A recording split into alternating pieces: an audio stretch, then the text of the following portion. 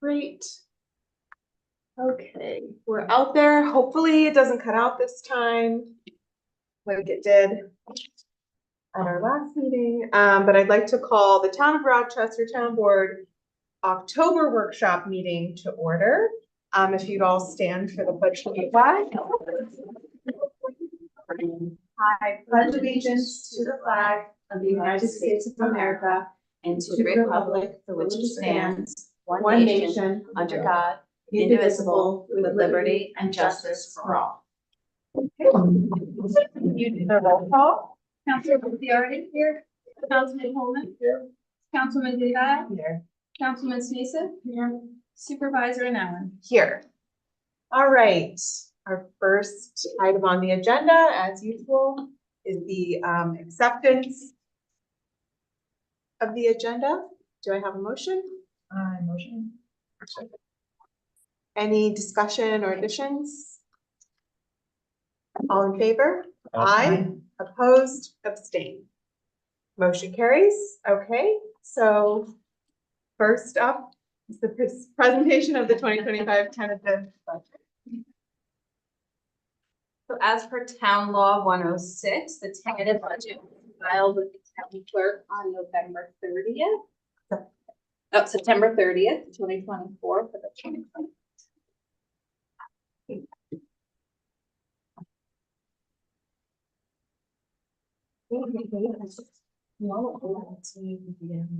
Sure, yeah. I will do that. So what I wanted to do is because, and I'm sorry, Mary Lou, I wasn't able to reorganize my agenda really. What I wanted to do is have a brief, I wanted to just get started talking about the agenda or the budget.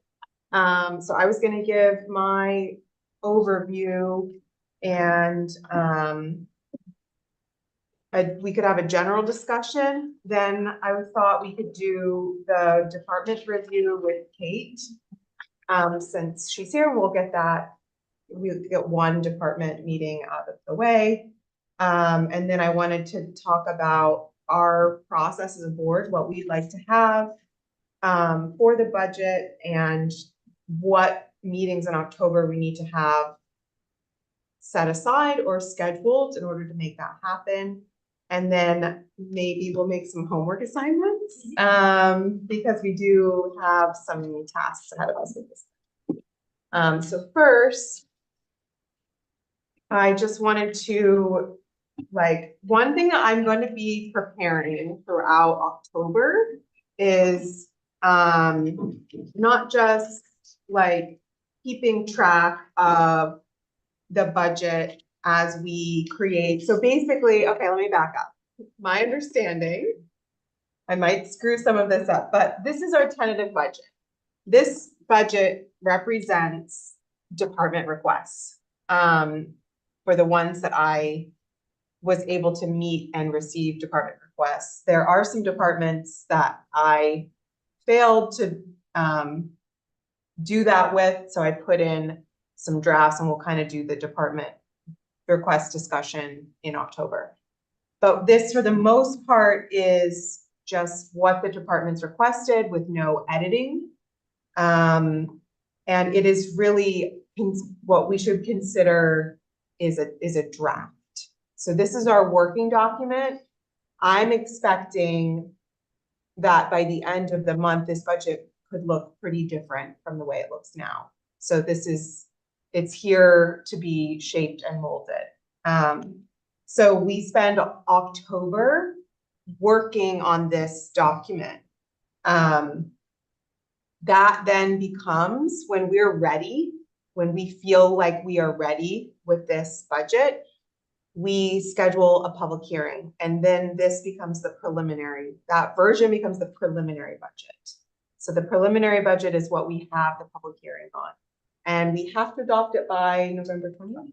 So we do have a deadline for adoption on that.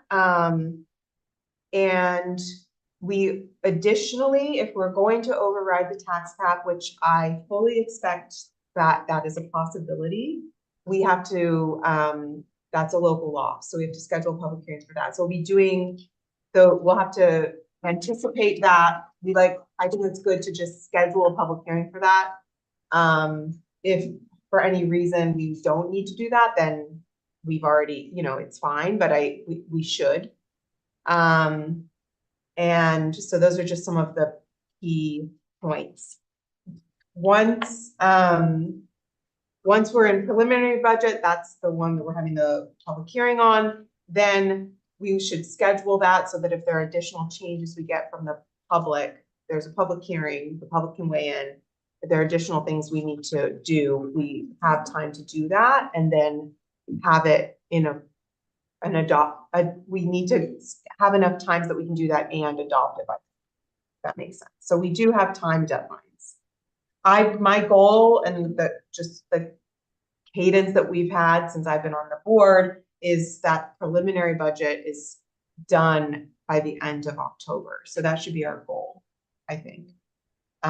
There's a slight amount of wiggle room, but in terms of scheduling the public hearing, we want to have that document in hand so that we can schedule that public hearing.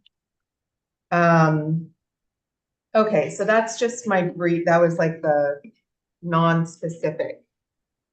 So what this budget currently, the biggest thing I wanted to just show is I have, how do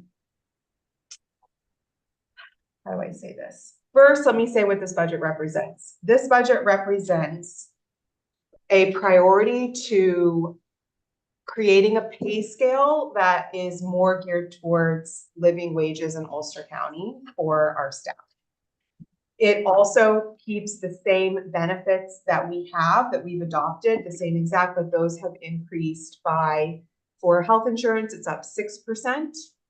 Our workers' comp fund is up quite a bit more than that, and retirement is up over 20%. So those are some big increases. So this budget represents a lot of resources going to personnel, which as me, I know I'm one member on the board, that is something that is very important to me and I do not want to let go of it. Okay. The second priority is working with every department to really discuss with them what they actually need to upgrade and function in their department. So there are additional personnel represented in this budget that we currently don't have, additional staffing hours. And so that is something that's represented in this budget.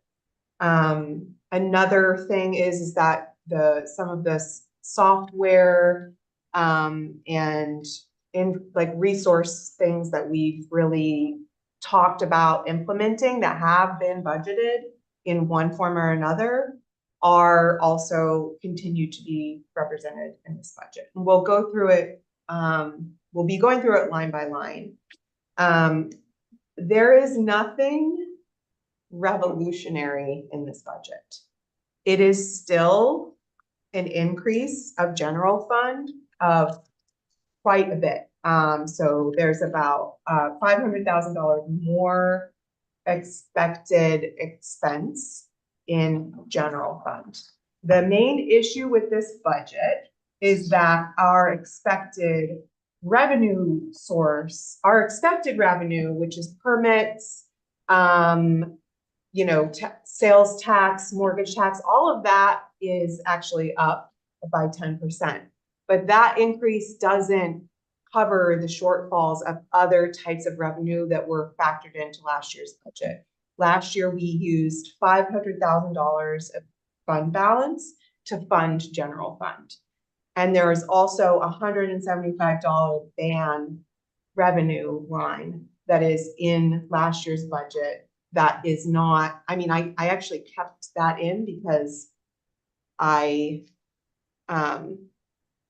didn't do that this year. So I was carrying that over. So that's just quite a bit of revenue that I did not put in this budget. So when you look at the tax increase, that is due to both the budget increase for general fund and the fact that I did not factor in our unexpended fund balance yet. So that is something that I wanted to do, to work on with the board together. Because I think it's important that we keep a minimum fund balance.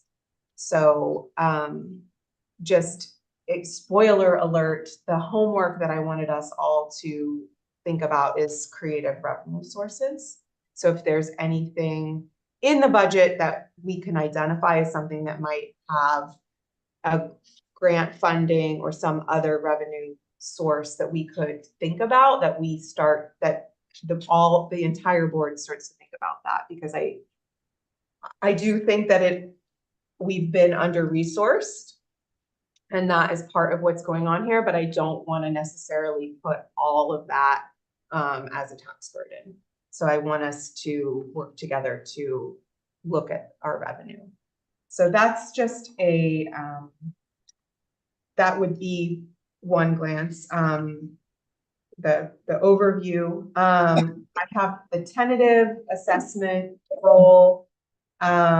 We are now at over $1 billion of taxable value in the town, which was something that was, when I was cutting and pasting, I kept doing a double take at a bill, that big number. So we are up from last year in terms of what's on the taxable assessed value by about what is that, 20 million, 23 million. So that helps a little bit, but it's not to cover the short. So then I'll be getting the tax cap formula that I have to register for that as a new supervisor, the way that works. So I don't have that in there yet. So we will be going through line by line, and I'm just trying to think. Oh, one thing that I want to do, I'm going to try to track. I'm trying to track everything that's in the budget in a more detailed way, so that one thing that just in terms of meeting with the departments, there's been like it's difficult because we make a lot of changes at the board table. So I'm not saying that this is an easy task, but sometimes the town board makes changes in the budget that don't get back to departments or people who are impacted. So it's, so I want to make sure that everything is like as transparent as possible, even if we have to do things that aren't necessarily what everyone was hoping for. So I'm trying to track both what we're putting in the budget, and I'm also trying to track changes so that we can make sure to communicate those to the departments. I would like to, like I said, I just put the department requests in the budget. Some of it goes slightly outside of things that I was thinking, but I just unfiltered kind of put that in there. But what I'd like to do is use the department meetings. This board said that you wanted to have all the departments come, and I would prefer that we do those adjustments together with the departments and the board, rather than me making those decisions in the tentative. I want us to look at that together and do those in a preliminary budget. That's just my style. I'm just letting you guys know that if it was from a department, I just put in the request. Other things, a lot of the budget was just me going through line by line, because it's not all departments. And then, like I said, I was very behind in my process in my first year, and there are a couple or 3 departments or categories that involve others that I was not able to have those meetings with, and so we will be having those this month. So what I did in those is I did not put in a department request and I put in a tentative budget line. So if the department request totals are lower than the tentative, that's why. It's because I did not receive that. I did not make that happen. And so I put in zeros because I didn't want it to look like the department had requested that when I put in my own number. So I was using it in that way. This has our actuals as of August 31st. So when we're doing our calculations, we're like 8 months in with 4 months to go. I know that we typically, as a board, are looking at that. And there, like I said, there's nothing revolutionary. I have ideas of places where we could cut if we decide they're not priorities, but there is not a lot of extra. I found out some staff are using their personal home furniture for their office furniture. And, you know, we put in equipment, office equipment, you know, replacement equipment, upgrades and things like that, but nothing, this is just, you know, standard overhead that doesn't happen every year, but just happens to be at a pinnacle this year. Any general questions? Do you know the equalization rate for the year yet? I don't have the That's- number that's yet. with the Yeah. numbers, I- that's what I thought. I- just want, I mean, this budget is way over that. yes, yeah, I just wanted to know what our rate changed to Yeah. when I started. Oh, equalization. I'm Equalization. sorry. I thought you meant, we're at 55. Yeah, that's why we're doing the revale. So, yeah, Did you say that? our estimated taxable assessed value is going to go way up, but that's the way, that doesn't necessarily impact, I mean. No, yeah, I know, I know. But yeah, we're at 55. So with the school taxes, that it has to get evened out. What's Marbletown? I don't know if we can make a list of things that we wanna know, but everybody's low. This is a lot of work. Thank you so much for doing this. It's huge. And I know it takes a lot of time, so thank you. Let's get to it. I also meant to start with thinking, but I didn't want to forget my question, because this is a ton and a lot of work. Well, So thank you. the importance of this is, it's like on my mind constantly. So I told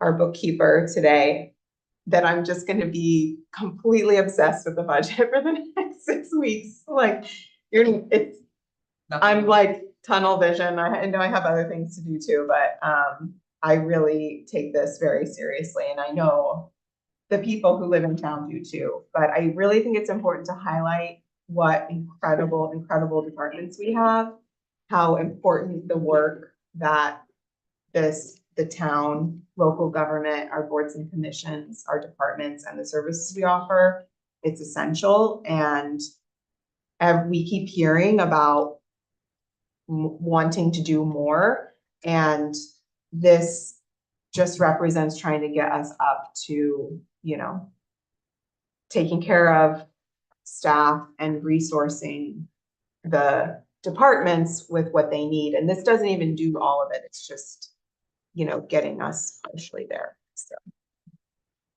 and we'll work together to make sure it's the most responsible expenditures.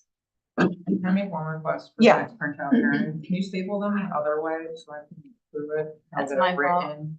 Oh, it's your fault. Then. That's okay. I just like ripped a staple out. We can Tried to, take like, them back turn and it. re-staple I them for you guys if you want. I had to once. I did. I ripped one out. Turn it around. One staple. I'm gonna get. Well, we can take them back and restate No, them. no, I just mean for next.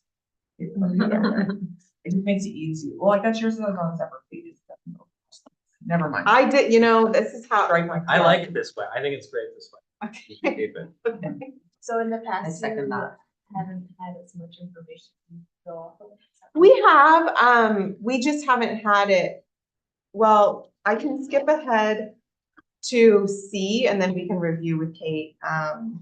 So what I wanted to do is ask, so I would like to have, we have the, transaction details from QuickBooks, which go budget code line by line, and they show every single thing that's been purchased.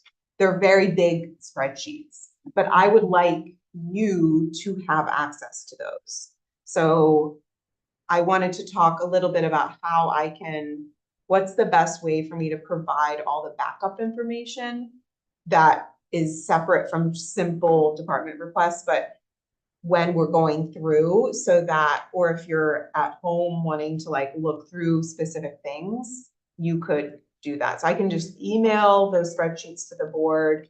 They include payroll, so I consider them more confidential than this because it has very specific like numbers in it that, which I could see about kind of consolidating those items, but everything else is totally public information. It's just a lot in each code. Some things have like, 50 things in them because it's like A&M, all those A&M receipts. So what do you guys think? What would you like for that? I have last year's and I have year to date for this year. I'm fine with just. Excel being emailed to me. Okay. I just want to be able to like control it. I just want to be able to search function. Thanks. Okay. I also am creating a summary of things to keep in mind, broken down by budget code, that I was gonna make kind of like an executive summary type thing. So that it's like, when we're like, why does this have this much money in it? I've already presented that to you.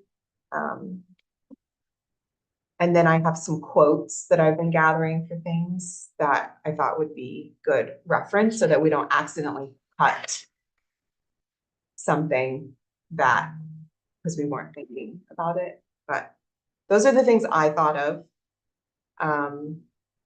Anybody else have anything that you think would be, especially those who've been through the budget process before? Welcome. It's gonna be a good month, guys. Get your caffeine stocked up. I think that this is gonna be probably a really smooth and easier collaborative process that I'm used to for the budget, this year and my years past.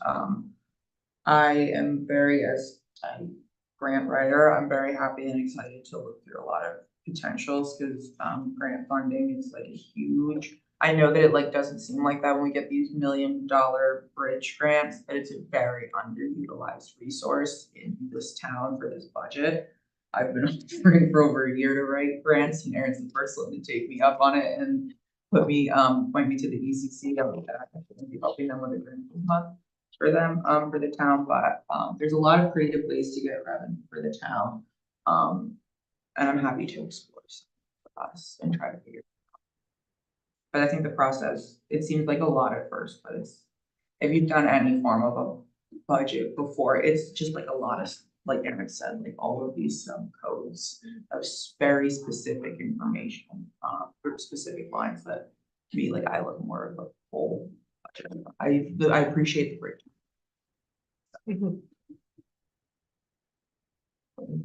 Michael, is there anything that you can think of that would be helpful? Other than this? No, I'm just excited. Yeah. Okay, I'm excited for a new budget. And for Emily and Renee, as new to this specific process, is there anything that you can think of right off the bat that you feel like either you're like, I have no idea what we're about to do, or, oh, when I see this amount of numbers, I want to see this kind of thing. Do you have any sense? I mean, I definitely don't know what we're about to do, so I guess anything about preparing ahead of time, like you said, we have homework, if there's, and it's always helpful to give context. I think it's very helpful how you've introduced the concept. That's a good way to start, and so I just asked you that throughout the process. Yeah, Little like level setting once in a while. yeah, sure. Yep, that's helpful. So the budget itself, I used my predecessor, Mike Baden's templates. So you guys should be used to them. And I was used to them, and that's why I did that. I do have ideas for the future, but but these are very organized and the formulas were there. And previous year's information was in there, so that made it a little bit easier. So the way these are is that there's a general, every fund has its own little section. And general fund and highway have the complicated spreadsheets. So those start with a revenue summary and then a revenue detail and an expense summary and an expense detail. So the summaries are the 4-digit budget codes, just like the totals. The details are all the sub codes that we have in those 4-digit budget codes broken out. So the 4-digit budget codes are all sort of like assigned to like, they're called accounts, but it's like the departments or the thing. And then the 3-digit budget codes, those are all the same codes across the 4-digit budget codes, but they indicate similar things. So we have supplies is in lots of different codes. So supplies has the same 3 digits after the decimal, but the 4 digits ahead are always different. So there's a lot of talk about the difference between supplies, and there's like a lot of talk about that where we're like, why is this supply line this, that? Oh yeah, and most equipment or like things like that, there will be like really like, this is very specific, but it's also super generalized in some spots where you're just like it'll break it down to like saying lamp for the zoning board secretary, but then another department, it'll just say. Yes. Nothing else in it, you're like, okay. Yeah, and I am trying to track those things. Yeah. There's also weird nuances related to personnel. Sometimes hours are split up in weird ways. I'm trying to do away with that actually. So I did the highway, you'll see, I did that in the highway. All the highway employees are Under oh, my 1 hours. Huh? Are they all under 1 hours? yes. Um, Yeah. There's So also, yeah. Sorry, go ahead. So the only other one that we have that in remaining, which I was hoping we could fix that in the preliminary budget, is constables.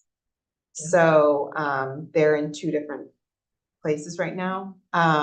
But otherwise I've consolidated all personnel into single budget codes. There's also, some people are assigned to work different hours per week, so you can't compare. It's not like everybody works a 40-hour week or 36-hour week. And then also we've had discussions in the past about how these positions compare with respect to seniority and kind of aligning personnel and the pay scale. There's been a lot of discussion around that. How to adjust that, and really you're supposed to pay based off position, not seniority of the person, but I think those are good conversations for the board. Because we've had different ideas that we'll talk about. That we may have. Sure, I'm very excited for budget season this year. I just like to. Yeah. This is very similar to the way my organization does their budgets. I'm very familiar with it. I'm running a small portion of it and viewing it. I'll probably have a lot of questions, but even with my salary is divided between 2 different budget lines, so I Yeah. understand that. So I think I'll understand a lot more than I think I do. But I'll have a lot of questions. So just open lines of communication like we've been having. Yeah. Yeah, even doing it for 4 years, I was not prepared for the level of unknown that I had going into this first budget. So I feel like I learned a lot. I also have a lot of questions and I just want to be really transparent about that. There are things in this budget that I have not figured out yet, and I'll be working to figure them out. Just ways of thinking about how to post things and how revenue is going to work. Like a big thing is the Bridge New York grants. I kind of put what we had last year in because we didn't do, it's been delayed. So what we were planning on doing this fall isn't happening this fall, so I kind of left it the same, but I need to meet with our engineer and see how when and where those expenditures are gonna fall. And then I have to make sure I'm putting them in the budget correctly. So I just want to be transparent about that, like I figured out a lot, but I have a lot of questions and, but I think we will, we'll get through it. Do you still have the, that kind of rate structure that we looked at last year too, For for the position? yes. So what I'm proposing, and this will be a good segue into talking to Kate, I'm proposing that we keep the same pay scale. So we have tiers that go from 1 to 8 in our general fund. Highway has a collective bargaining agreement, and they have their own pay scale and their own wage increase scale that they are set on through 2026. So unless something happens with their contract, I'm always just budgeting for them what's in their collective bargaining agreement, which is, I think we're at 4% for this year over last year. In the tentative budget, like I said, we do have new positions that I've added. Some that I kept that were already in there that we never funded or that we never filled. I kept the same scale and then I've moved positions into it. We do need to have a meeting where what we do is look at the pay scale because again, these are all across all departments, all budgets. So I want that to be one of the first discussions that we have so that we can align and have those conversations with departments. I put in basically a flat 8% pay increase for all staff and elected officials. And then there are some that are receiving more than that because they are well under the living wage and are working full-time hours. And I felt like we needed to get them up to a minimum. So that's in my proposal. So the people who were making the lowest pay, I lifted up to our, what our pay scale, their second tier pay scale was last year. And then, so that for those employees, that increases more. For all others, I did the 8% and with, rounding so that it wasn't. And then I do want to have a conversation about if someone is in a competitive position and gets appointed permanently, whether or not we want to consider that a different pay scale or not. We didn't really have that conversation last year. So there's some questions that I have, but what I put in the budget, again, were department requests, but well, unless the request was lower, in which case I put in this. If that makes sense. In a couple places, the requests were higher, but I thought that was a conversation we needed to have. So that's what the wages represent. And I'll circulate a actual document to you guys. Probably tonight or tomorrow morning. I did increase stipends for planning board and zoning board of appeals members, but that was a very minimal, a big increase, but a very minimal expense. And then the other budget lines, we will be receiving a budget from the High Falls Ambulance District before the 15th. So I put in a placeholder. The Rochester Ambulance District should also be submitting a budget to us. The placeholder I put in is the request that they think that they're going to have this year, which is a 3% increase over last year. So I put that number in, but these again, neither of those, I don't have budget sheets for either independent. The lighting district is in there. And then we have the Accord Fire District budget. I actually don't know what to expect with the Cohonson Fire District budget. Yeah, that usually comes in like mid-October. Okay, I could, let you know what last year's was, so you kind of have an idea of the placeholder. yeah, I have that actually. I just forgot to put it in as for Cohonson. No, he's Accord. Accord got us there. They have a budget hearing on the 16th. Yeah, they have their budget hearings on the 16th. Yeah. Something like that. Okay, That's. that's also a planning separate board. from the budget. The fire district is, we have no control, just like the school district. Right, but the final number will go in this. We collect the taxes. Yes, we collect the taxes. So it's part of our budget, part of our finances. Yeah. And I have a bit of homework, so I will be getting the tax cap numbers for everyone, and then, I will be getting the report from the assessor. This I just took from the rolls, which I talked to him about that. And, okay, anything else before we? Okay.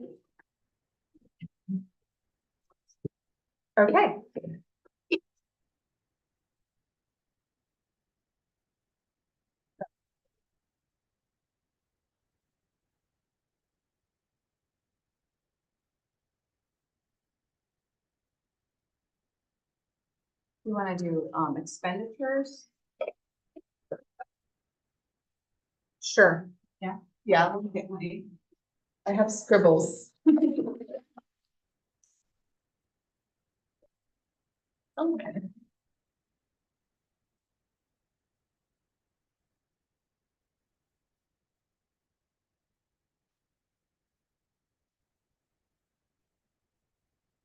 Can you explain the first summary in detail?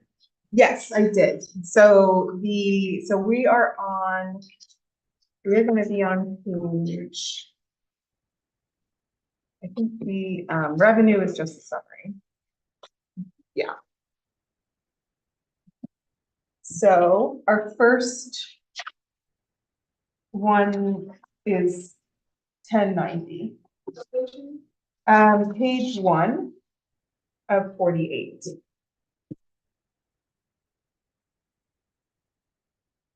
This one goes fast and it's over the entire revenue budget. Okay, So 1090, remember that first? yeah. Right? Is that the interest and penalties? So Yeah. Yeah. So you estimated 31,500. Yeah, we stay within that. I mean, we did have, an increase in 2019, but generally this is people that pay after January 31st. It accumulates 1% each month until we stop collecting in June. It averages between 30 and 32,000 a year, and have that range for at least the last 10, 15 years that I can see. So that we kept it at that.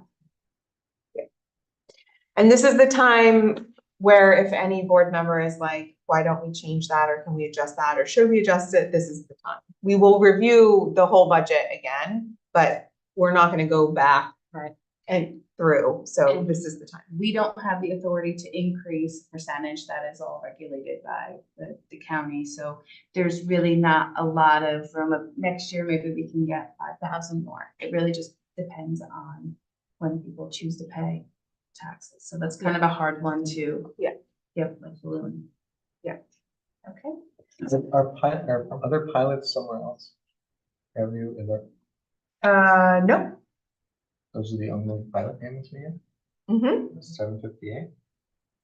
Oh, that one, I think that will be in Jeremy's, report.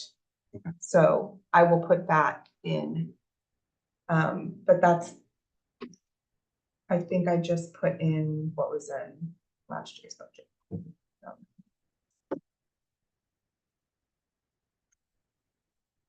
Okay. And then let's see. 1232. 1232 are tax collector fees. Every town has the ability to collect a dollar fee from May 1st until June 1st. That is also set by the county. So we can't increase that either, but that is when we send an unpaid reminder, that's they're paying for their second set of postage, plus maybe an additional 30 cents. So again, that's another one where we can't increase it. And it seems to be around the $400 to $500 a year revenue. Okay. Clerk fees. Clerk fees are anything that come in that would be a foil, what else? Copies potentially. That one thing I wasn't sure is if any of the dog fees were going under that. That's one thing we want to look into. Because I wasn't sure if like boarding where that was going. Oh, right. Yeah, we had. I can look up the detail. But we don't Oh, get no, a it's lot just- of revenue in the clerk fees any longer because a lot of foils are done electronically. And if they're done electronically and you're able to present it electronically, you have to. There's no charge for that. So that's really not a great revenue line either. Is that because we legally can't charge for digital, Yeah, for digital? most of my fees are set by the states. There's very little room to increase. We can increase dog licenses if you want. They haven't been changed since 2010, but that's by local law. So I'd be up to the board to decide if you wanted to increase dog licenses. And then, yeah. 1550 dog control. Yes, so dog control fees, I believe this would be part of redemptions. So when someone's dog is there, left Yeah. in the kennel, that's when they retrieve them, there's a redemption fee that's also set by the town board. That is something that you can look into to increase, it's also by local law. Our fees are pretty low for redemption in our town, so that is one revenue line that the board can look at. And Jill could probably give you good numbers on that as well, if that is something you wanna look into. Okay.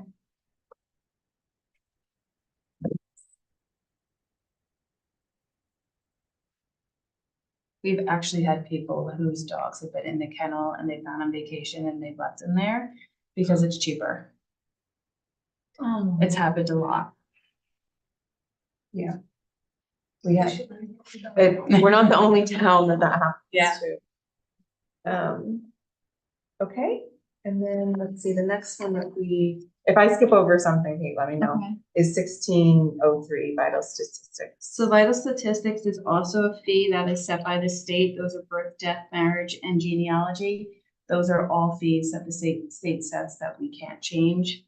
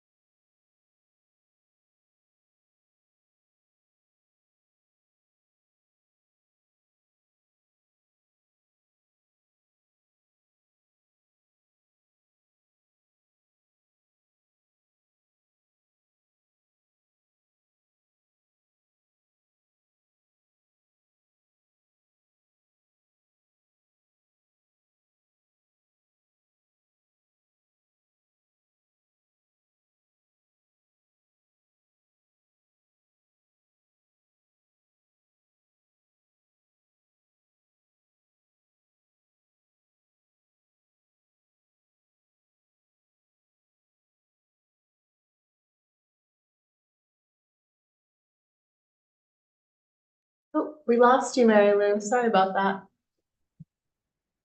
You're muted. You're muted. On Zoom, it was just me, and on YouTube, it was just me for a couple seconds, Uh-oh. for about a minute. All right. So you might want, yeah, you're back on YouTube also. Okay, great. Thanks for monitoring that. And I'm the only one watching on YouTube. Okay. So do you guys want to investigate increasing those fees for next year?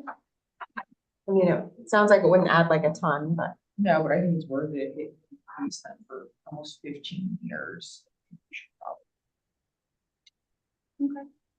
I will forward everybody the local law, and I can even ask a couple towns what their prices are.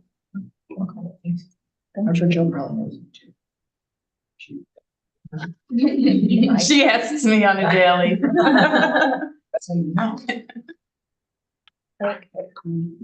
Was that it? Was that all the ones you had? Yeah, I don't see a lot of Okay. Okay. All right. So that was it. Done. And so then if we go to the expenditures detail, the first budget code is 1330. And what page? So it's gonna be.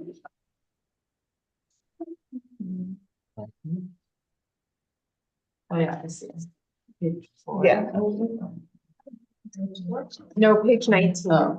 4 is the summary, 19 is the detail. Oh, and I skipped over Kate's an elected. All elected salaries are posted in the very front. So what I did, where is it? Oh, it's in the very front. So all elected salaries are on the 4th page of the budget.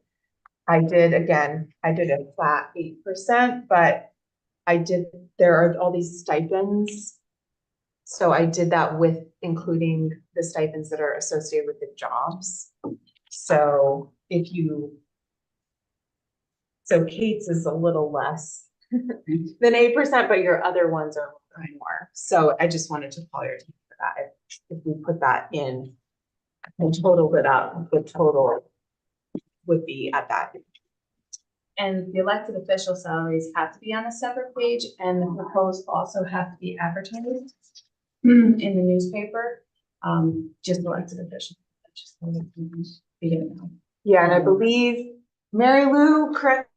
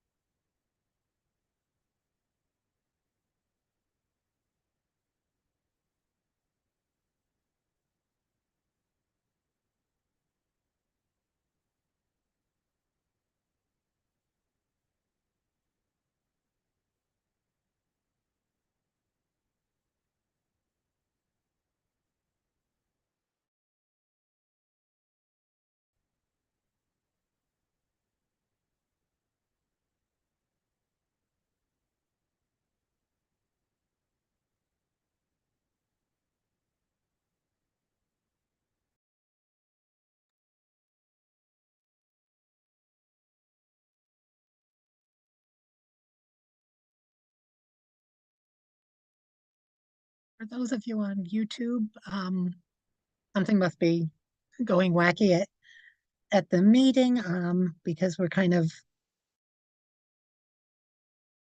going in and out. So hopefully the town board will be back on again in just a moment or two.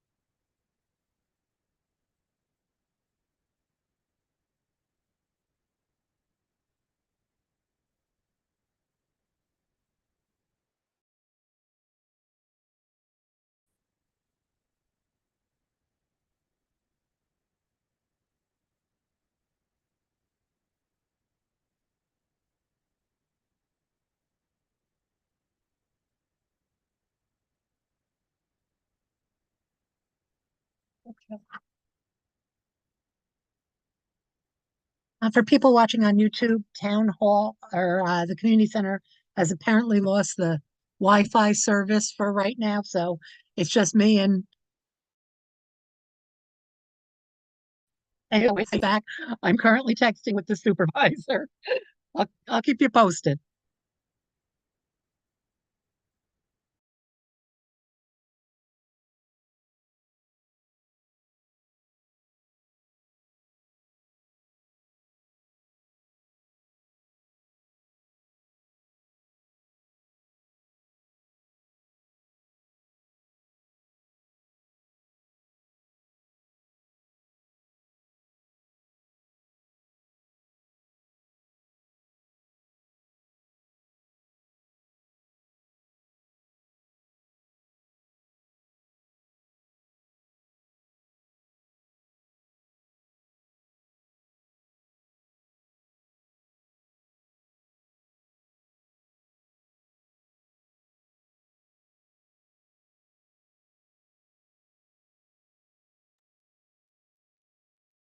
My daughter just suggested that I entertain you all by singing you a song while we wait, but I think you get service, so we won't go that route.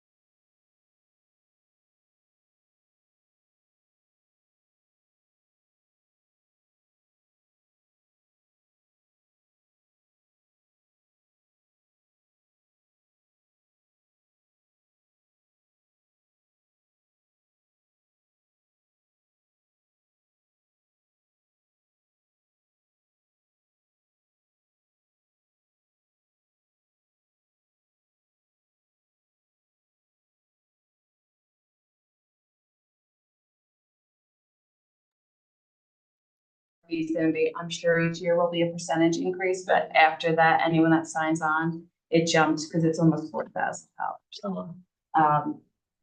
And that is a huge increase, but they are saying that people will be able to access their tax information online. Currently, Ulster County, that is not something you can access. And people will be able to pay online, and everything also will be updated to the county immediately because the county doesn't get updates till I turn things over in June. So there is supposed to be an increase in the what's available with this software. Another increase is in my postage. As you know, postage is increasing 3-4 times a year. So I took 5,000 bills, multiplied that twice because we send the bills out twice a year. And then added in an extra 500 as far as we have to communicate with banks and escrows, and there's mailings that go out. But I kind of have that earmarked to be about that price, and based on budget, we are within, it's gonna cost that much. So there's really not a lot of wiggle room there either. I do one public notice, that's about $100. Office supplies in general are about $500 a year is what I guess, because we have to special order certain envelopes, stamps. We go through an incredible amount of pens, envelopes, I said envelopes. And I'm doing, just so you guys know, one thing to keep in mind when you're looking at this, like if you look at Kate's office supplies in tax collector and you're like, not even close to $500. I'm doing an audit right now because I think her other supplies line is full. Yeah. So I think between the 3 office supply lines that are in Kate's budget, it actually is appropriate. Yeah, I think it's all being charged to town clerk, so Yeah. town clerk looks high, but they should be kind of broken up. Yeah. So, So that I think is about it on tax collector. yeah. That's all we have. Okay. 1410. 1410 is town clerk. As Erin said, the town clerk is a little less than the 8% because I did increase it in my other stipends. So that is that salary. One position where there is potential wiggle room is there is going to be a change in staffing coming up. And so my second deputy is listed as a full-time deputy, and then we also have a third. We removed the third deputy last year. Mhm. So with the second deputy that I have salaried at 40 hours, that would be a shared position with another department. So it really would only be a 15-hour to 20-hour in my office. So that position, there is potential for quite a bit of savings once we combine it, because this person already is an employee for the town at 25 hours. They will move to 40, but it'll be between 2 departments. So I have budgeted for 40 hours. I potentially only need 15 or 20. So I think there's a savings of close to 16,000 Yes. once we combine Yes. the 2 positions. We talked to the Yes. department that will share. Yes. Yes. So it's reflected in both departments at this point? Not right now. Right now, we have 2 full-time positions Right. in That's here, what- yeah, Well, but we're it will. Yeah, in this budget, I've deleted, you'll see when you go to the highway line, that the highway secretary is zeroed out, and it says to be part of this budget. And then the other, so there's that savings. And then in here, we had that, there's like the second deputy split time between. departments. And then one thing is, this is what you had requested, but I made sure you were at that flat 8%, so it's like a little different. Yeah. And then these, I'm trying to remember, but I think I might have put them at the,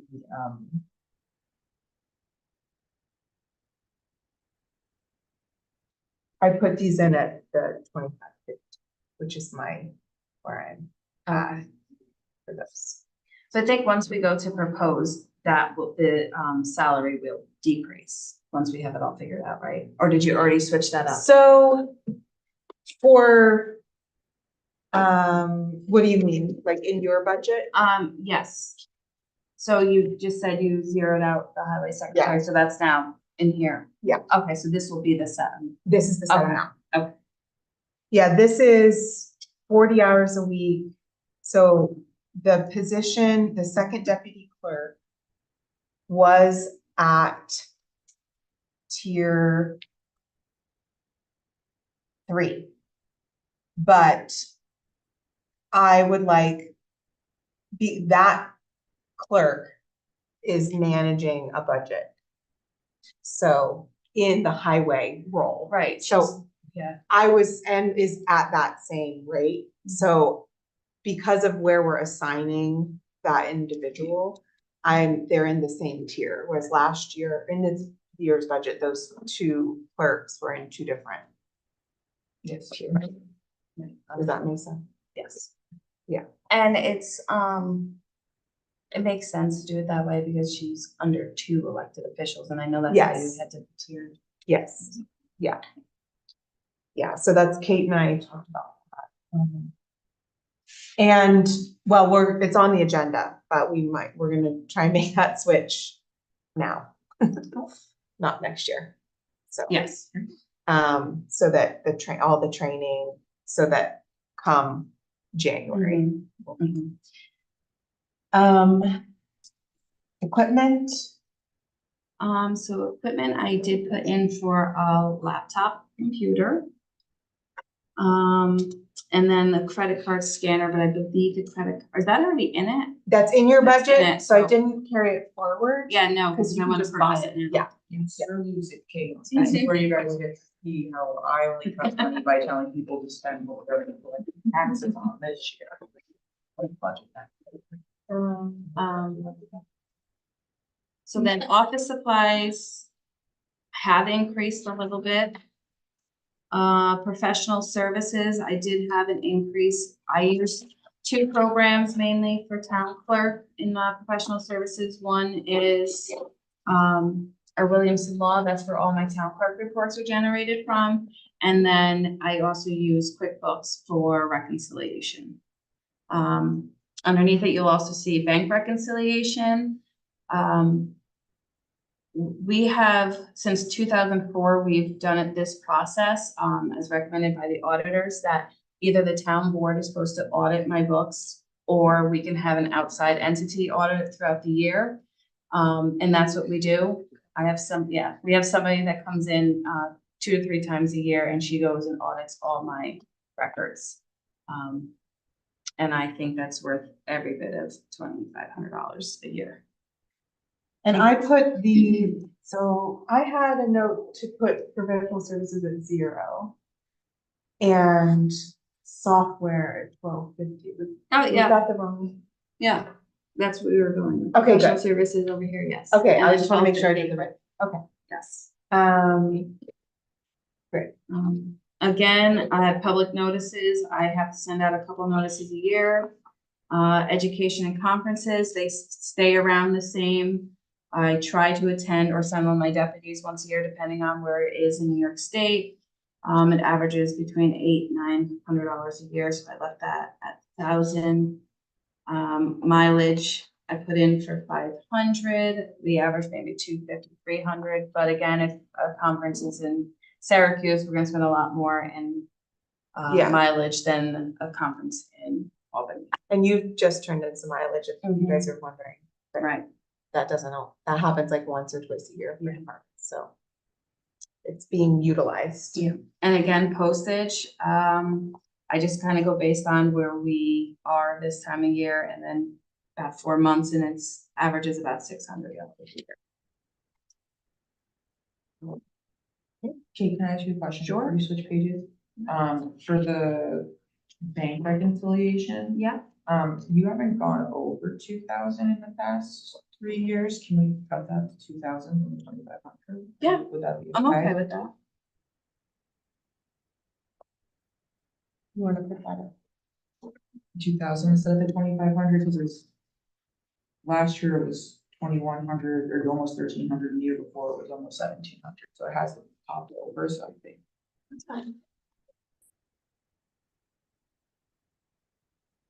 I'd rather do it now. And- Be here and ask. There's also an opportunity, because I think I double budgeted your QuickBooks, Oh, but I'm gonna double check. okay. Anyway, that's like nothing. I think I put it in my budget also, because I just put the bill in there, but we'll look at that. Okay, So the next one is records management. Records management, we do have in here a request for a scanner, as many of you know. Our scanner that we purchased does not work. Sorry, where did we get to? We're on page 23. yeah.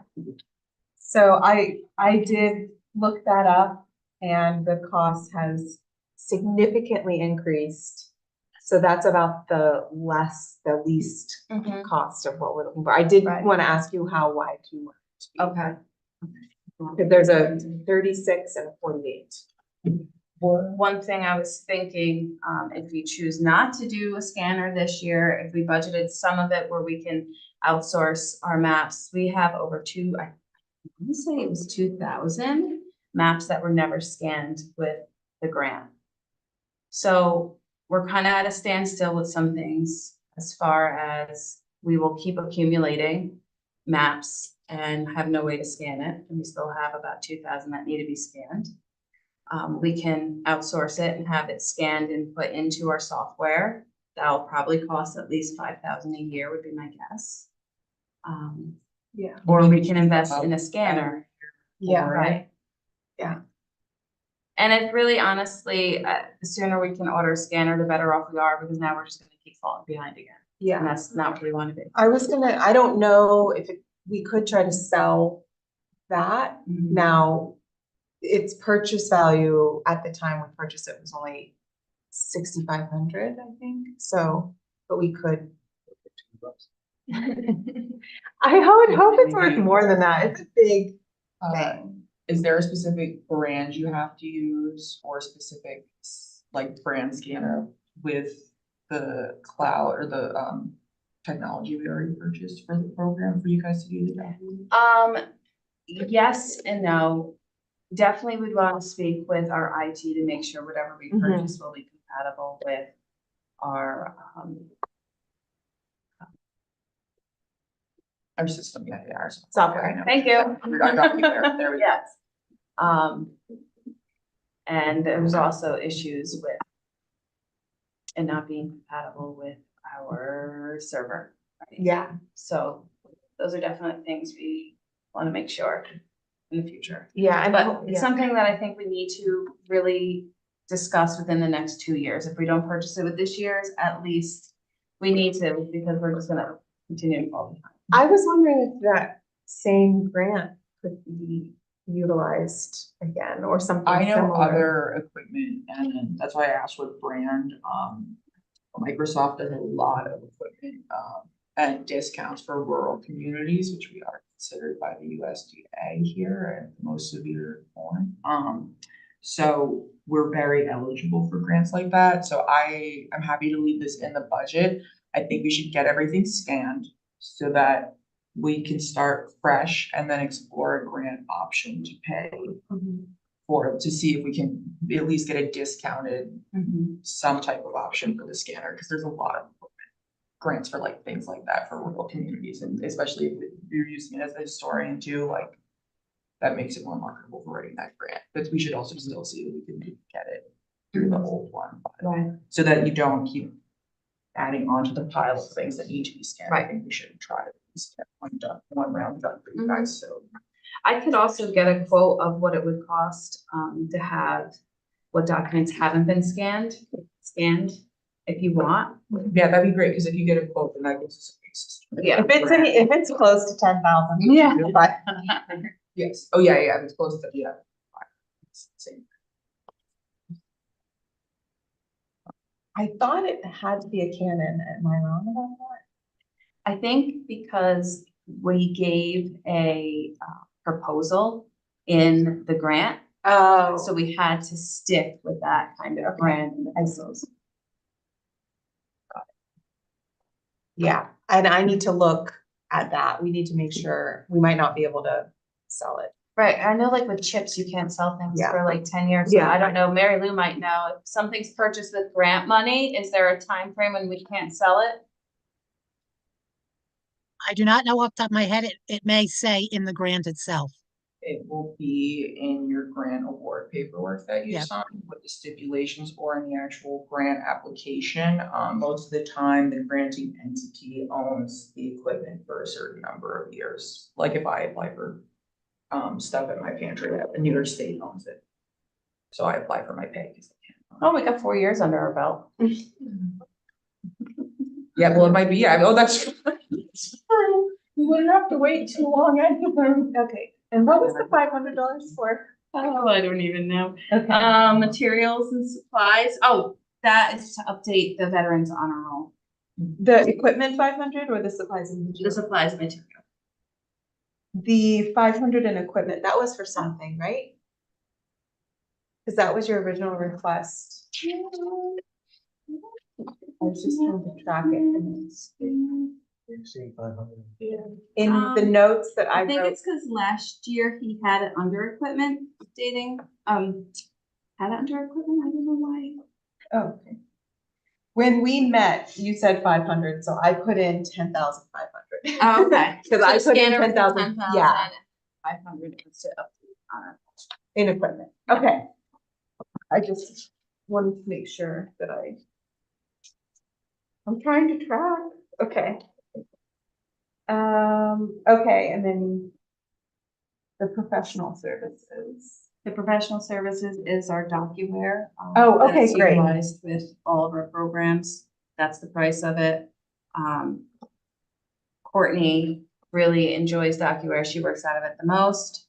So far, Jasmine has started to input files and we are waiting. The assessor files are gonna be digitized anyway. Yes, So once that's done, we can work on migrating them over. So that's gonna save us a lot of time internally. yeah, and that's happening with with GAR. For the reassessment, they are digitized. Okay. My only other one is registry.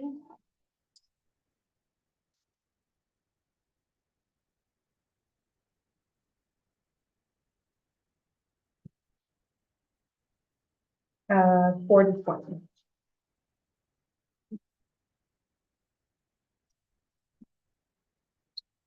That is only the next one. 30.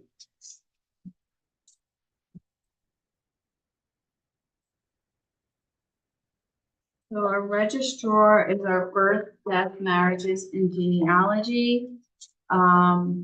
There are stipends for myself and my deputy. This is because one of us has to be on call 24 hours for a death certificate. And it has happened where we have to come in. So I think it's important that if I'm out of town, that my deputy does have a stipend for that. So that's just one thing that I've always felt was important. And again, that is also, we have to do a lot of filing with the state and we have to handle very important vital records. We work with Social Security Office a lot. We have to work with the state quite a bit. So there's a lot involved in the registrar and as well. So that is the personnel line. Office supplies, we average probably $100 a year in safety paper. That's the paper that we're required to use to print on.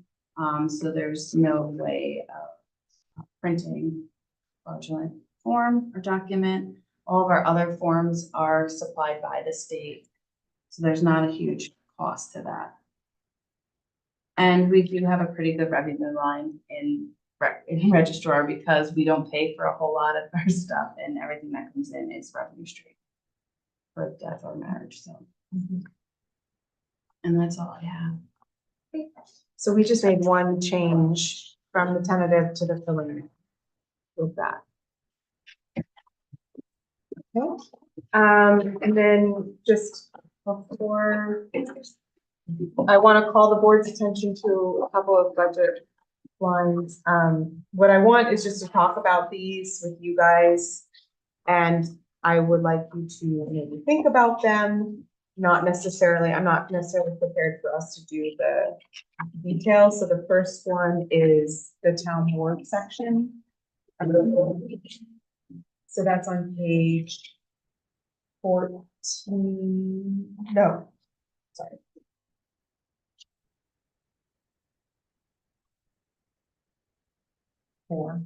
That's on page 15.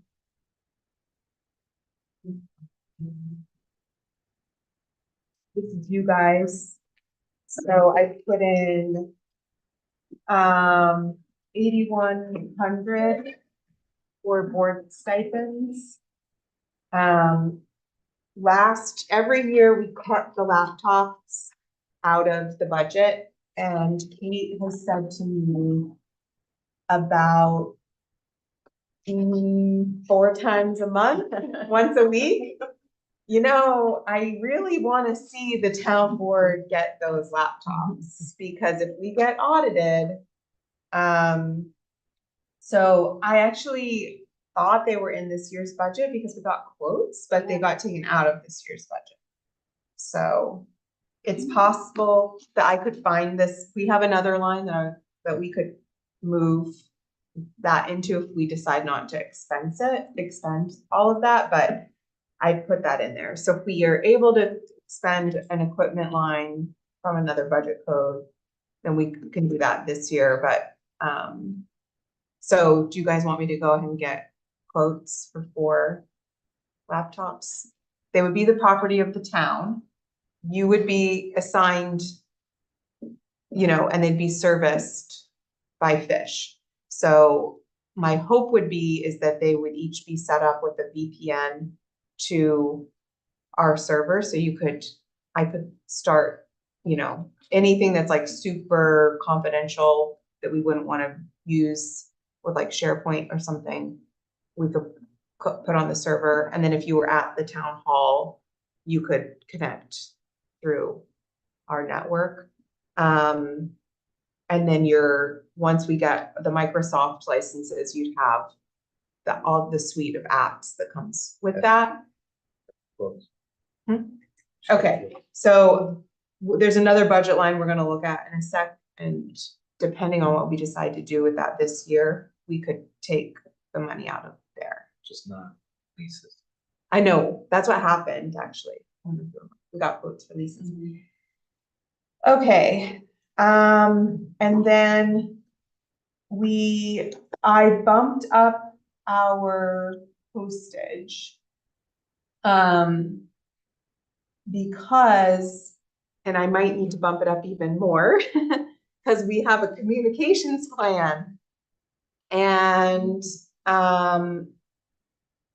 there's a couple, we have this budget code, and then we also have central communication. I'm not really sure where we should put it, but I am trying to bump up, a lot of our postage for mailings, because we have a commitment to doing more communication, is what we said. So that is one of my priorities in this budget, though it's not like a huge line item, but a lot of our postage and printing and stuff I was trying to bump up.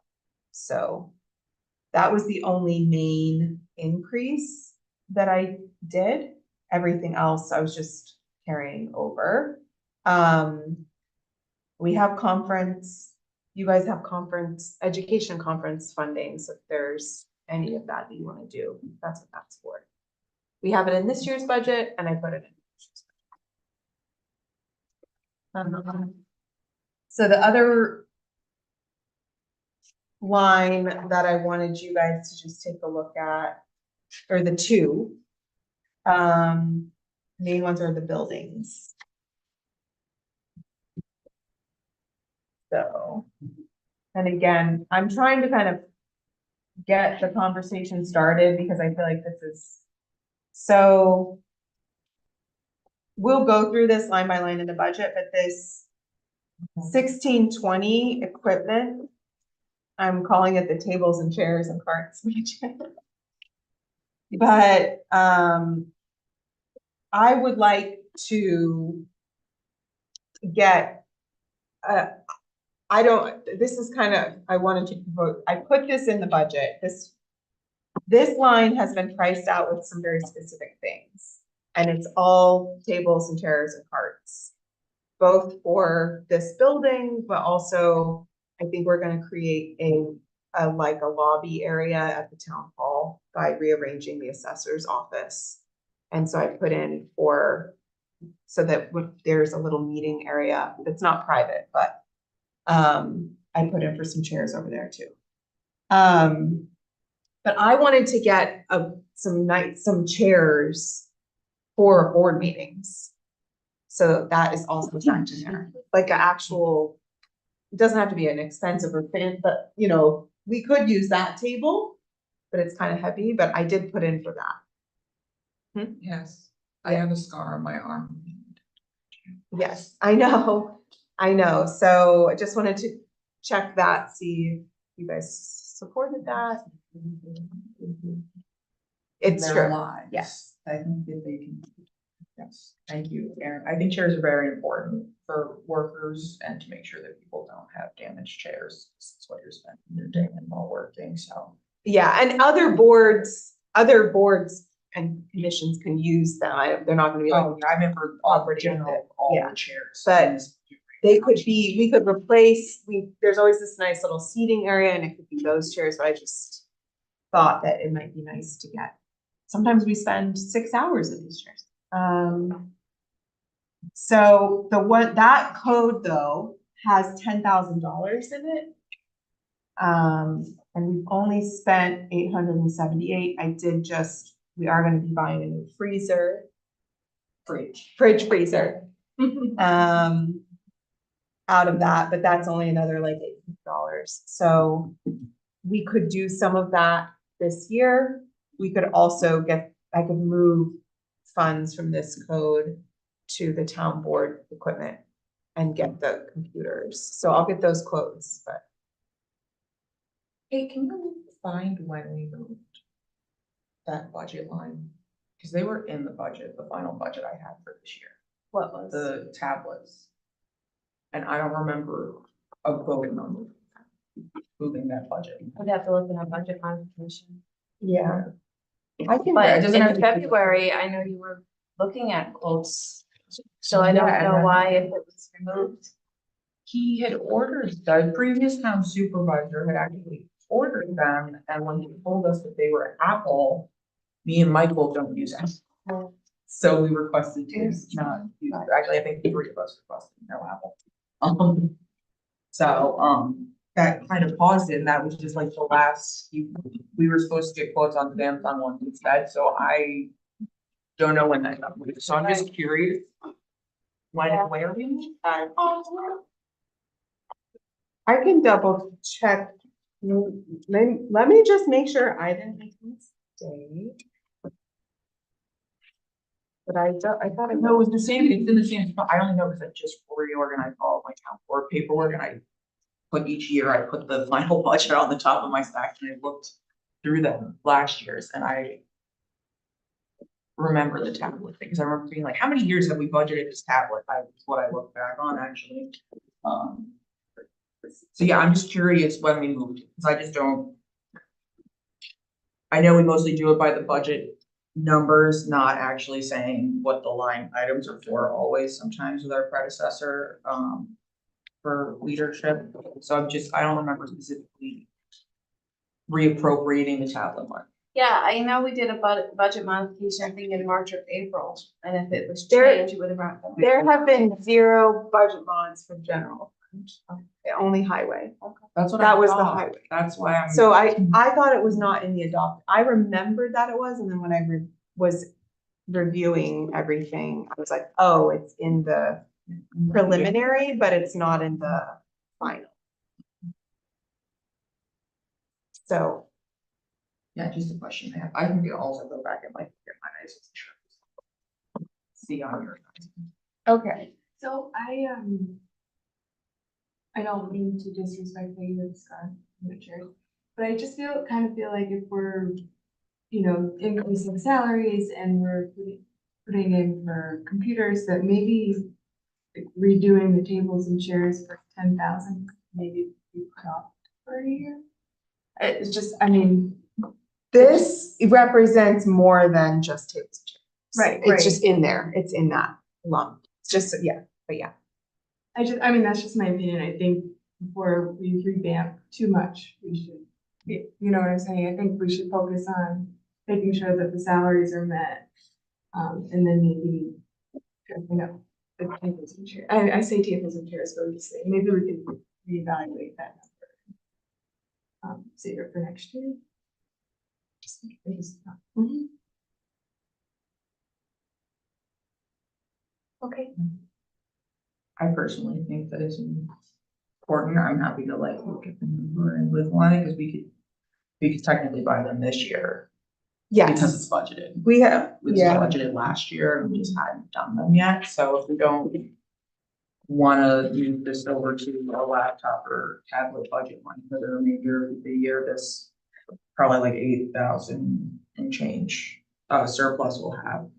We could just do it this year. I will say, I know that it seems like, I know I said I got a scar, but to me, like, this is the room our kids are watched in.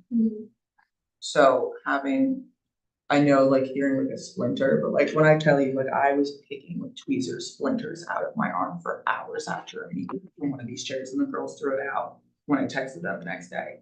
But if that was one of our kids in the after school program, I don't think a parent would be as understanding. These chairs are like 30 years old, and they got donated to us by someone. I think that we've gotten our free money out of them. I think that it is important to have safe, proper equipment, especially in this area of this building. I think there's other places that we could maybe make cuts, but I do feel like for me at least, looking at this budget, this building and this property and the town hall are my priorities as far as buildings go. They've been severely neglected for certain things, and not to any fault of any employees in any of those buildings. But based on the person who was in charge of making sure our buildings were kept together and safe and in charge of our budget previously.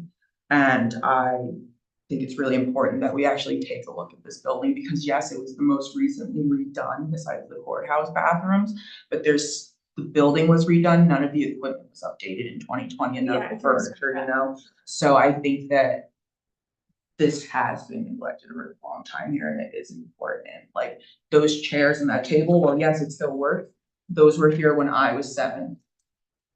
Same table, guaranteed. Like, I'm sure my name's underneath it somewhere, but like, I just feel like this building, especially with the back and stuff too. Oh, yeah. I'm that's very completely- passionate about like making sure that like where our after school and our summer program are, and our kids and our community front, like this is where the most of our. Yeah, no, residents I come, you know? respect that. I was thinking more of like the lobby idea. Yeah. It's just an opinion, I think. Yeah, I'm happy to hear out, like, and see, because I'm sure Erin has more, like you said, than chairs you can see. Yeah, this represents a dolly for the rec center, mostly for the rec department to use. They're constantly leaving and coming back and loading cars and vehicles, and are just don't have anything.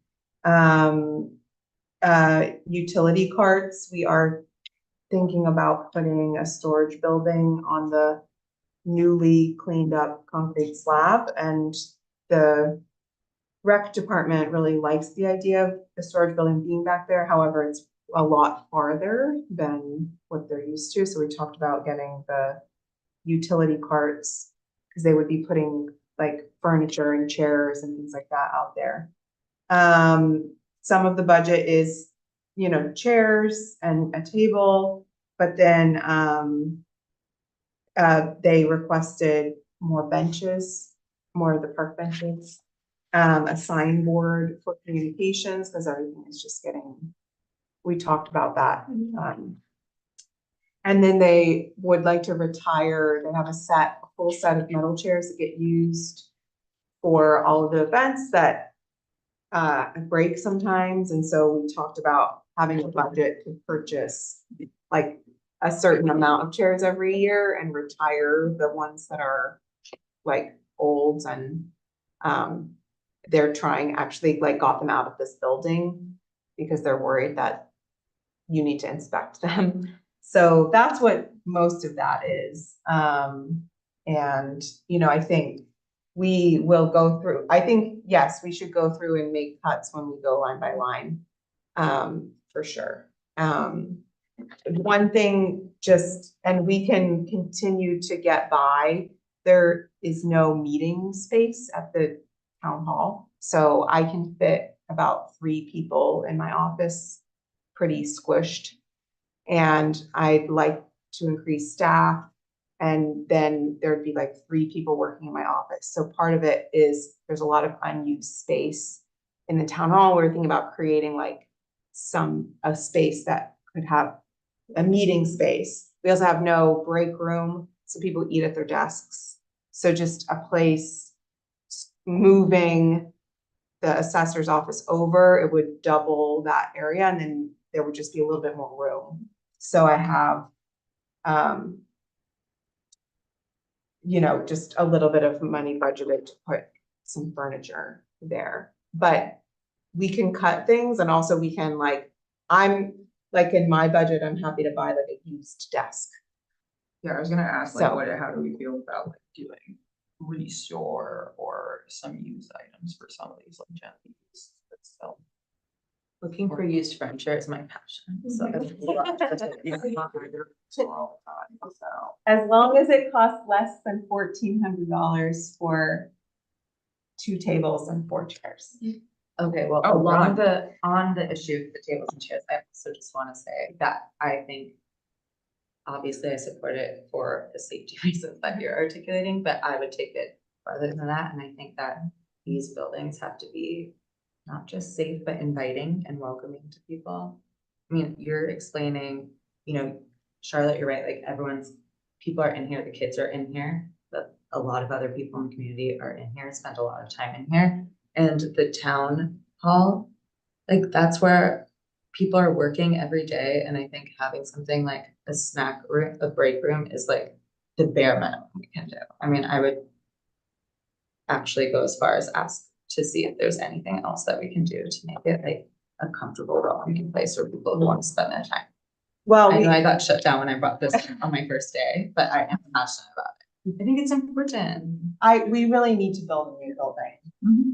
It should be a place that people want to go to and stay in. This is part of my homework for you guys, is I did not put that into the budget because I'm not sure how to do it, but these are minor expenditures as a stopgap, thinking about what we really need to do. And I think the cutting, it always sucks, but this budget is made in a way that we kind of have to make some cuts. So I think one thing what I'm trying to bring up is what we've always done in the past is we go through and at the very end, we just go through frantically and start cutting stuff.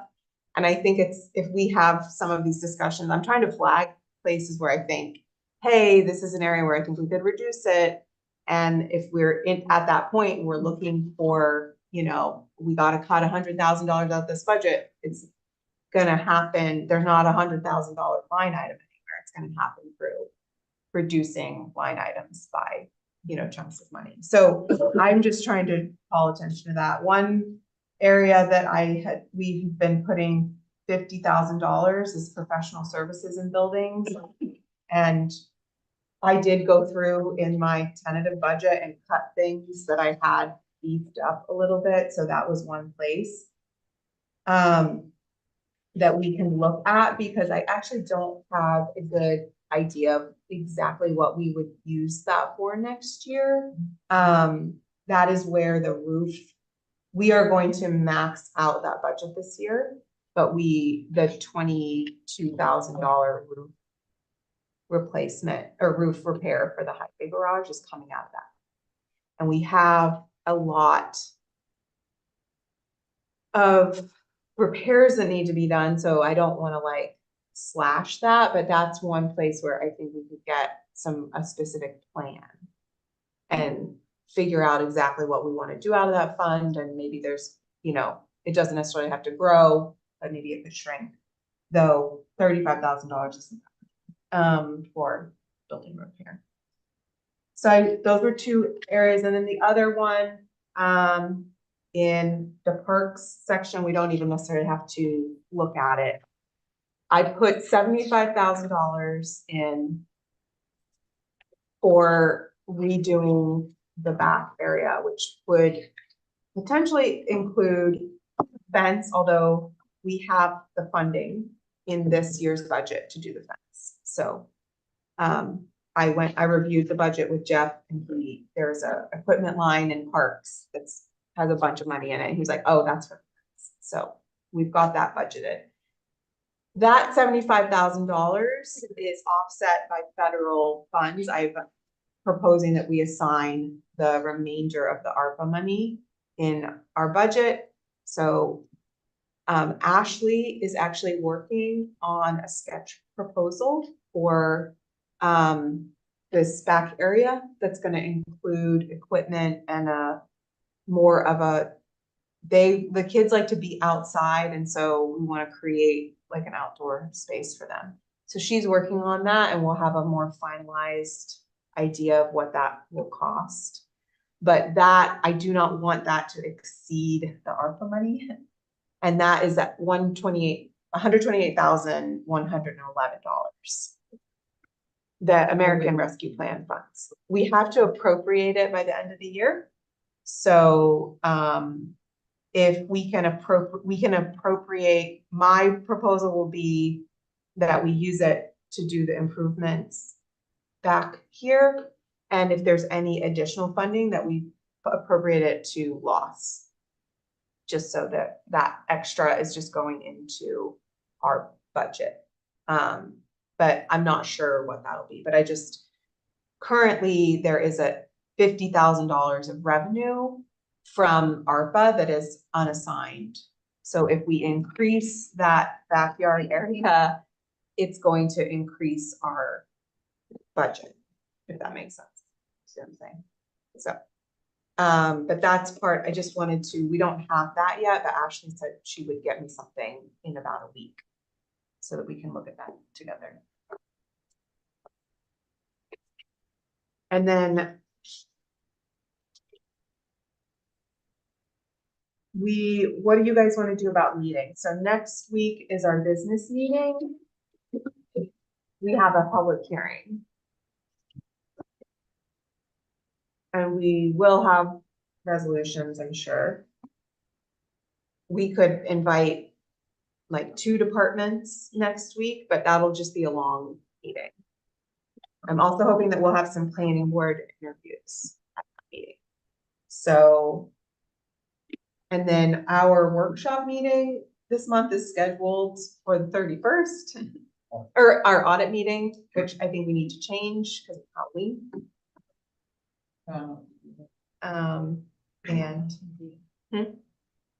Yeah, no one's gonna be here, so. Oh, you can or you can't? You can. So, but that being, we could keep it as the audit, but I wouldn't want that to be a budget workshop meeting as the last day. So do you guys wanna schedule some meetings now?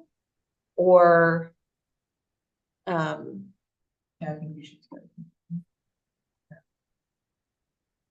At least 1 or 2.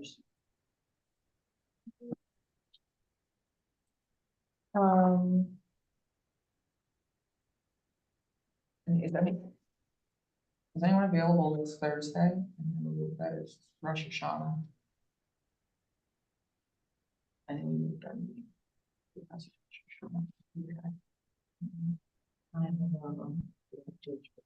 Yeah, yeah.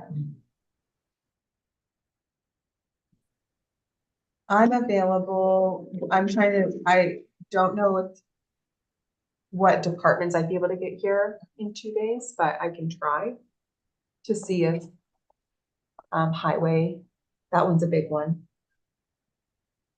I was just figuring we all might have Thursday. I know it's short. Yeah.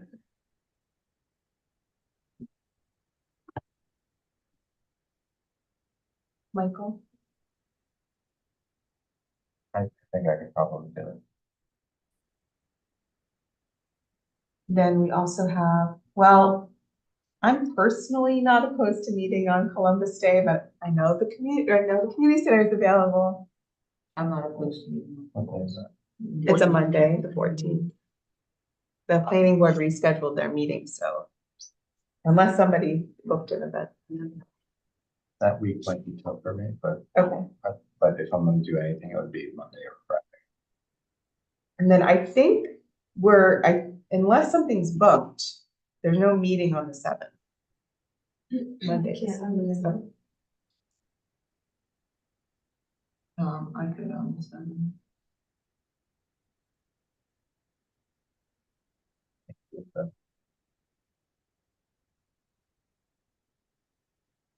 I do not do this. And you can do the 3rd, or no? Yes, yeah. Is that in the 3rd or the 14th, or was it the 3rd And I would say, I can We try to keep them to 2 hours. They're like, we don't have them do any resolutions, sorry. Yeah, we literally all. So what do you guys want to do the 3rd and also the 14th? I can do both of those. Do you want to do, so the 3rd in the evening?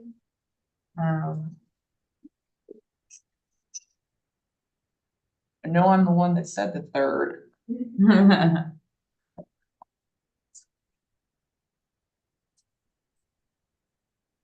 I can. Sorry, ignore me. Sorry, you're obsessed.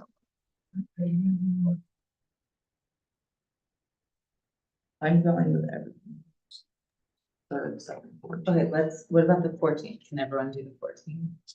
I can. Yeah, it sounds like maybe not Michael, but. Probably just don't skip, I'm not On the gonna, 14th, will you be able to get department heads in who have a holiday? That, I was thinking that one we could do non-department. Same time, 6:30. On the 14th. And the Yeah, definitely the 3rd. We, 6 or 6:30 for that. You guys want to stick to 6:30? I'm fine with doing slightly earlier. Yeah, me too. But I'm not okay. doing But Renee, you want to stick with 6:30? 6? Michael, can you do 6 on the 3rd? this week, Yeah, probably not. can you do 6:30? Yeah. And then on October 14th, you're not sure. Right now, it's okay. Okay. And did you guys also want to try for the 7th? Is that what you're saying? That's a lot of meetings. I definitely cannot. I can. Okay, I can. You said you can? I can. No. Cannot. Do we want to do a budget meeting on one day or so? we are gonna have to schedule, I'll see who I can get here on Thursday. I can get anyone on Thursday. The 14th will be a non-department budget lines. Because that's a holiday. And then we'll need another meeting, at least one more, if not. We need to we need 2 more meetings because it's a lot of departments. This is the 21st. It's available to be the 21st. I can't. do this. I can't. I have a Anything that- lot of appointments. Anything, so nothing that week, that whole week. I can't do anything. I that can't week either. I have lunch. And then I'm away that weekend. for work as well, so I have to make leaving. Yeah, and then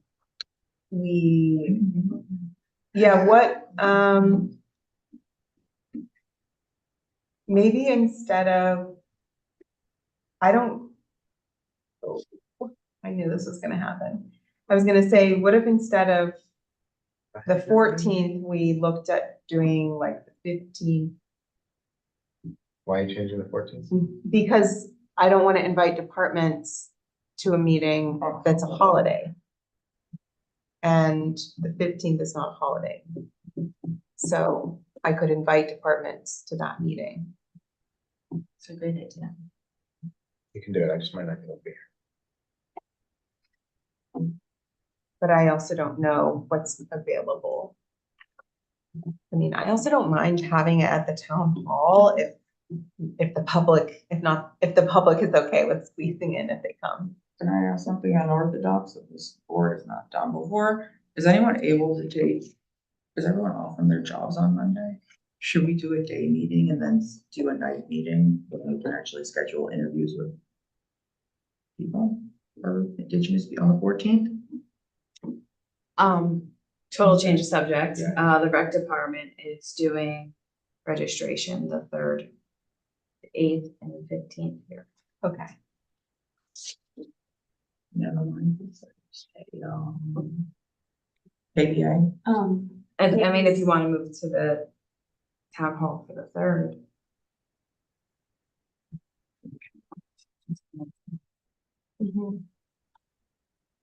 That's like a bunch of people come?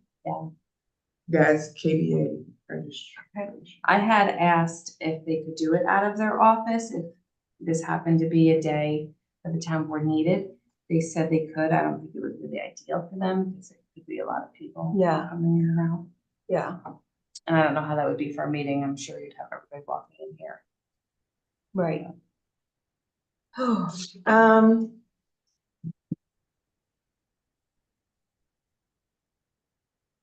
Just wondering, Mary Lou, can I ask you something? As I can call meetings as the supervisor. Am I allowed to, could I do that? Like in this case, I'm trying to schedule things between departments. And then I could call the meeting? Well, you have to have some notice for the meeting. Yeah. I think you need a 3-day notice unless it's an emergency. Yeah. Oh, wait, we wouldn't be able to do Thursday anyway. Then. If we have to give a 3-day notice, we wouldn't.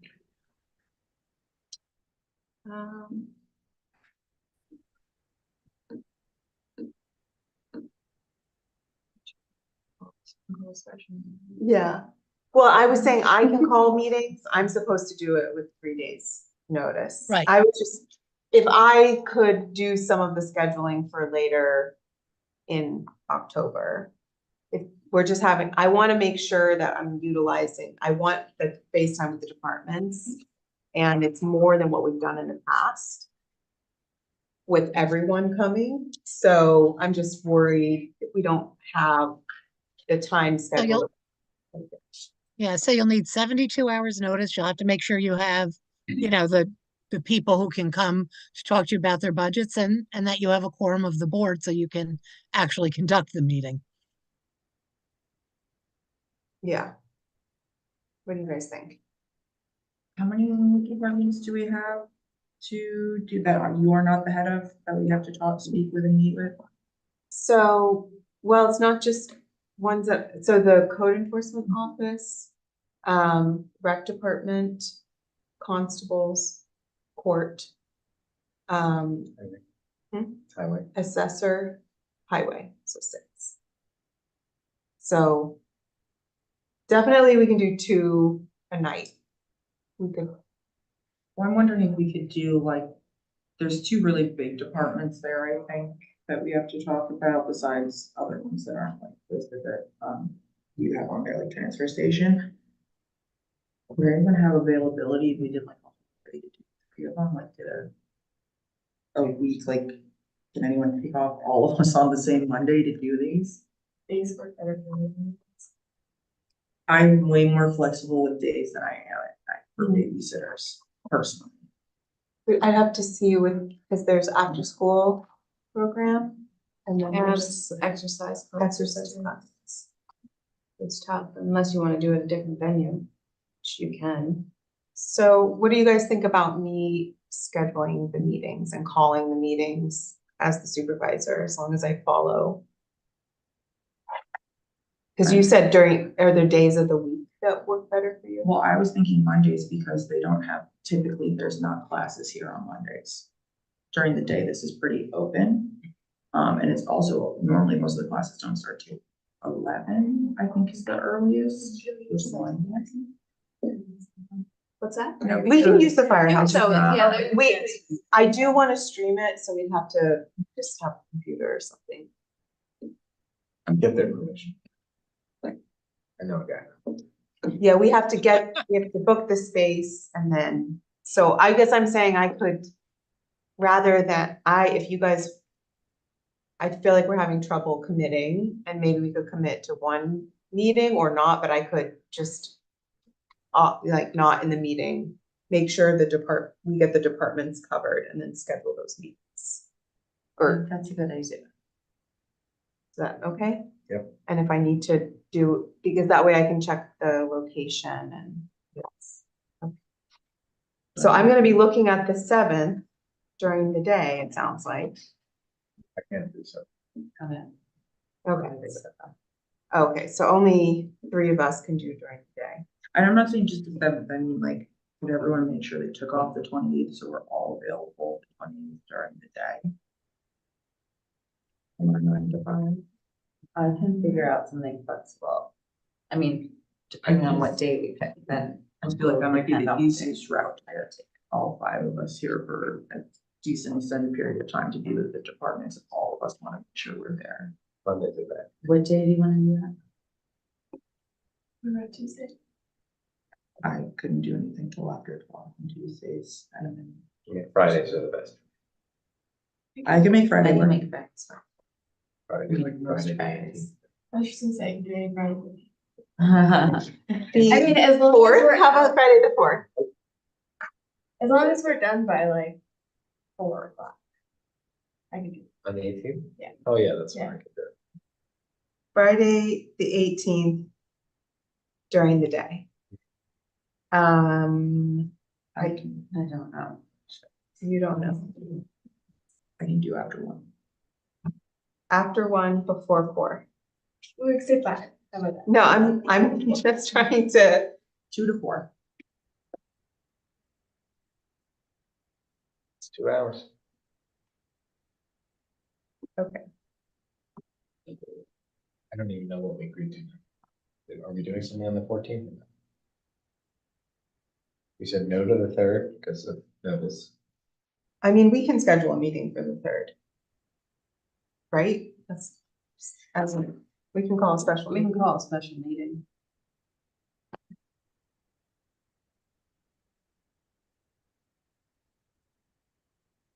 But we have to do it at a different location. It's fine. Which location though? Town hall. In the evening. Okay, 6:30. 6:30? All right, I'll see you. then. 10:03? Okay.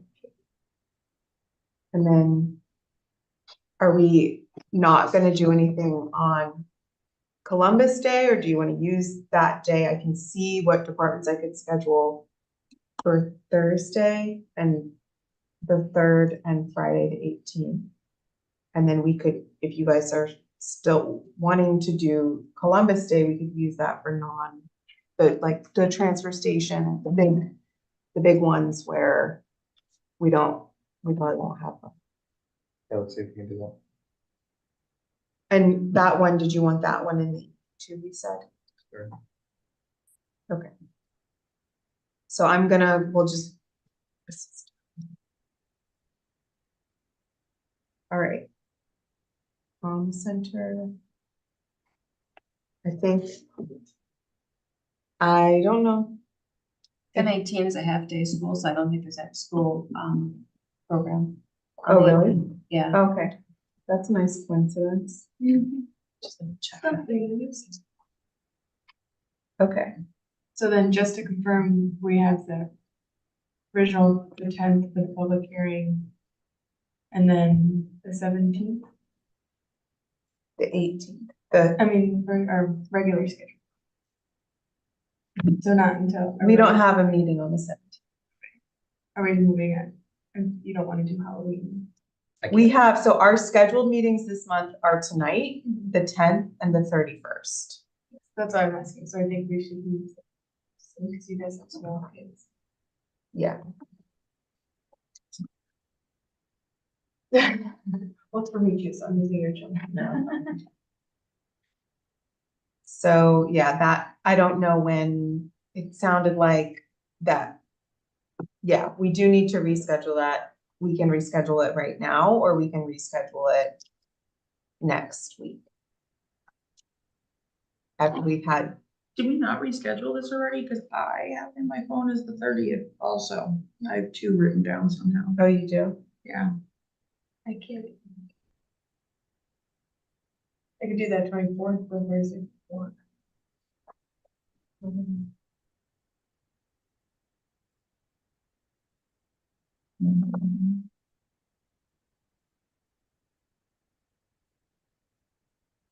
The 24th.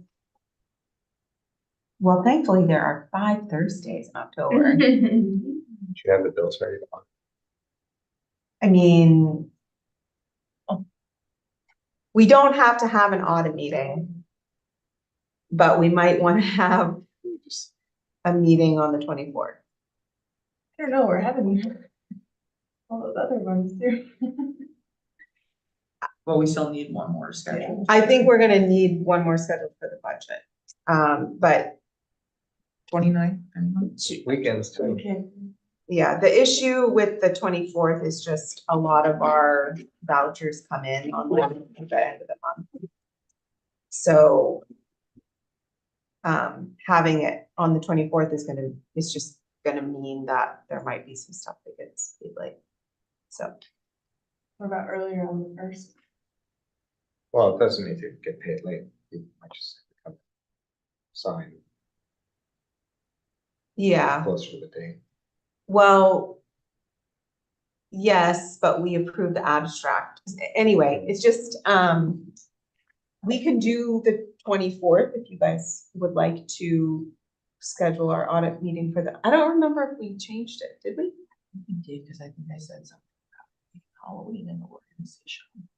Can everyone kind of put holds on their calendars and we can have a resolution for these 3 meetings and then revisit the audit next week? I'm really tired. At your organizational meeting, you scheduled the audit for October 30th. Okay. So can everyone make that? The 30th. Yeah. I can. I probably can't. I could possibly do it if it's a quick meeting. 6:30. Okay, well, that's when it's scheduled for.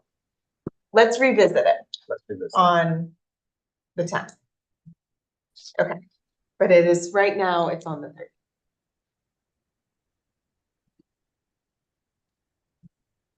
Visit what? Audit.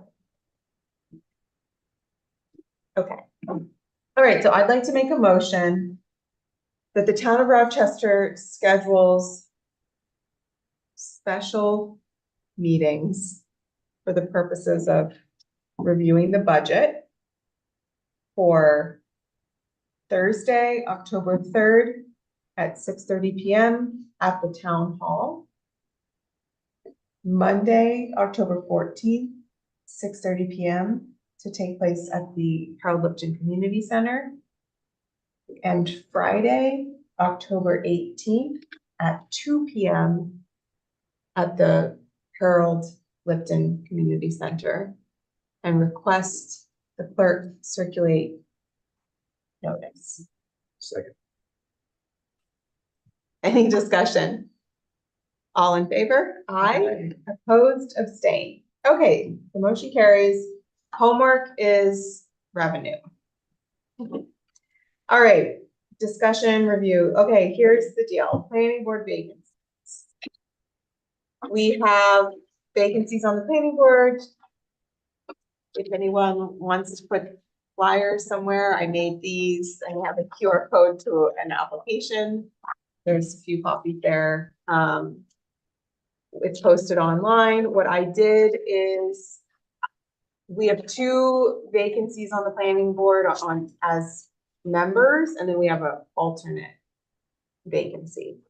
So what I went ahead and did is I posted that it's a rolling application. I don't have a deadline, but if people get applications in by next Wednesday, I'm gonna set aside some interview time at Thursday's meeting.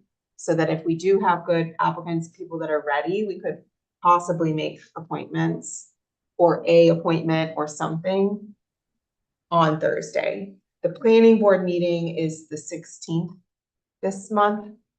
So it's on a Wednesday because of Columbus Day. So that would give that person a few days to get ready for that meeting. I did want to talk about, so currently there's no chair, there was no vice chair. I just wanted to ask the board what you'd like to do. We have 1 current planning board member that has written a letter of interest.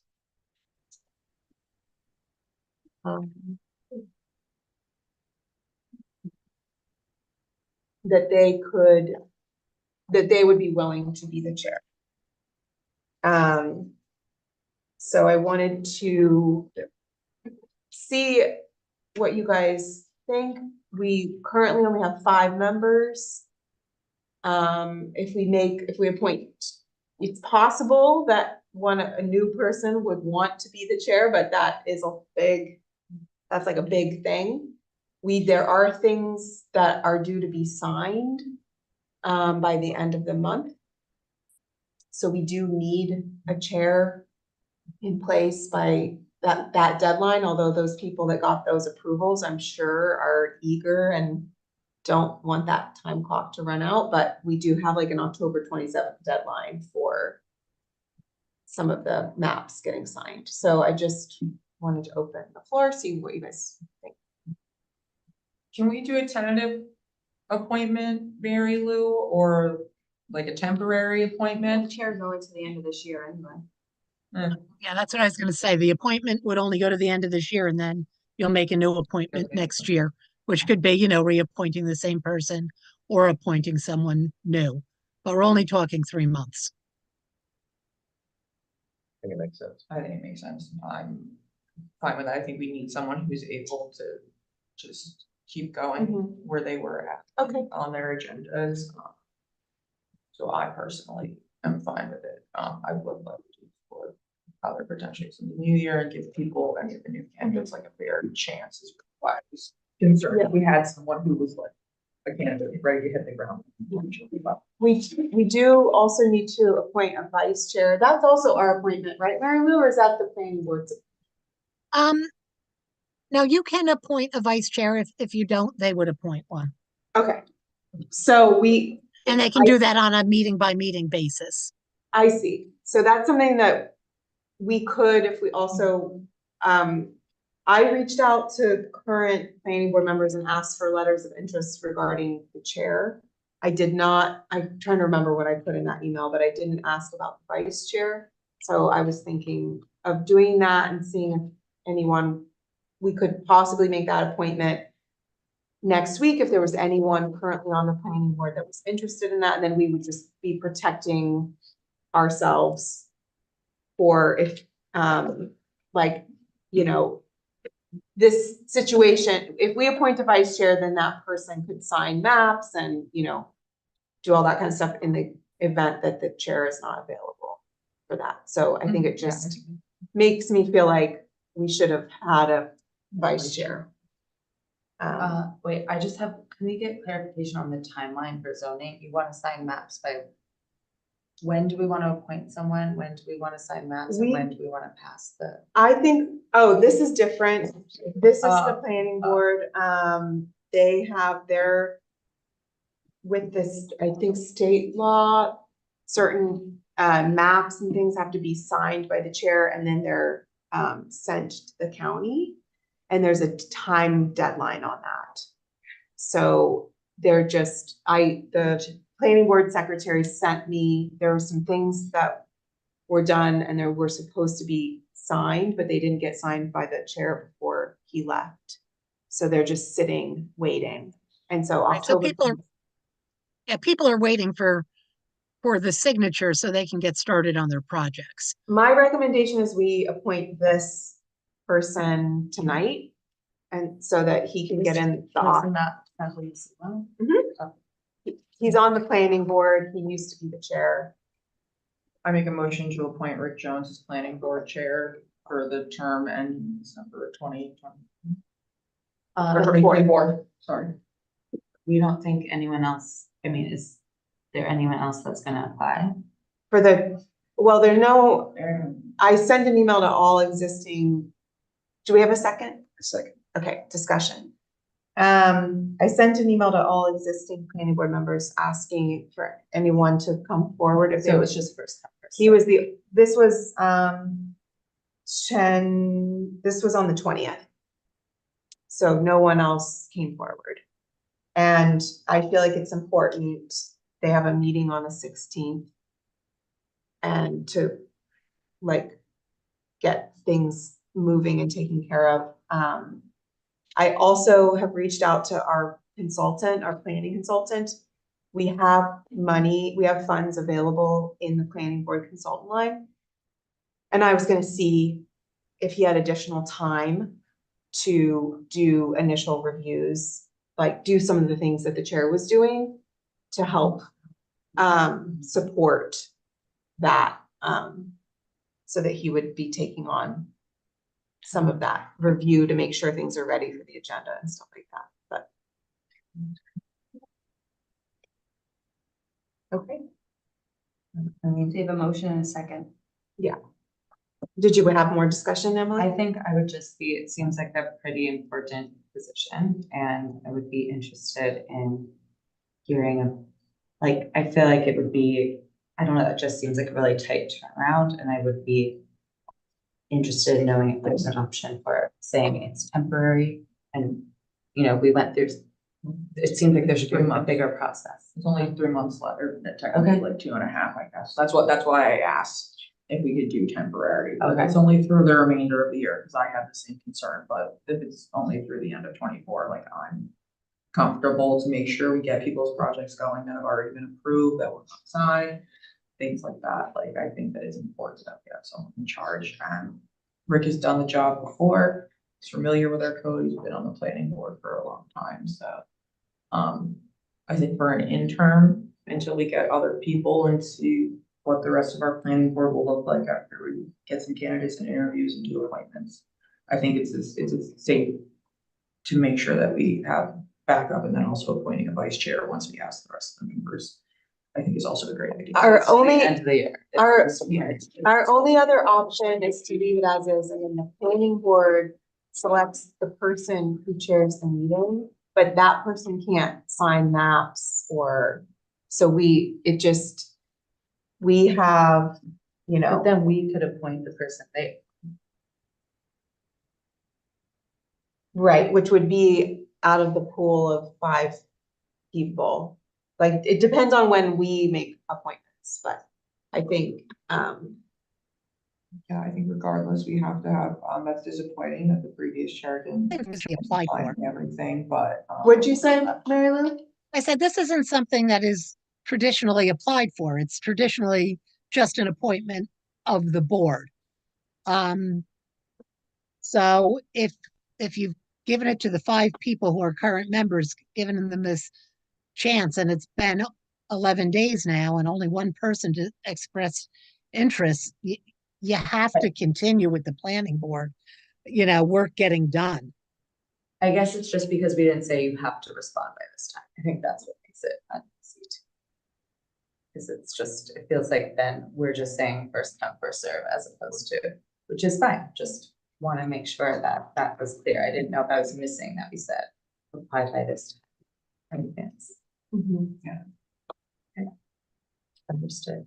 Yeah, I think, I mean, I do appreciate more transparent, equitable processes also, and I didn't put it's true, I didn't put like a time deadline. Since we're meeting Thursday, would you want to respond to everybody again and say we have, the board is considering somebody, and if anybody else wants to step up, you have until Thursday to do so. Yeah, or just confirming this is the person we'd heard from. Is this, yeah, if anyone else is interested, last call by this day.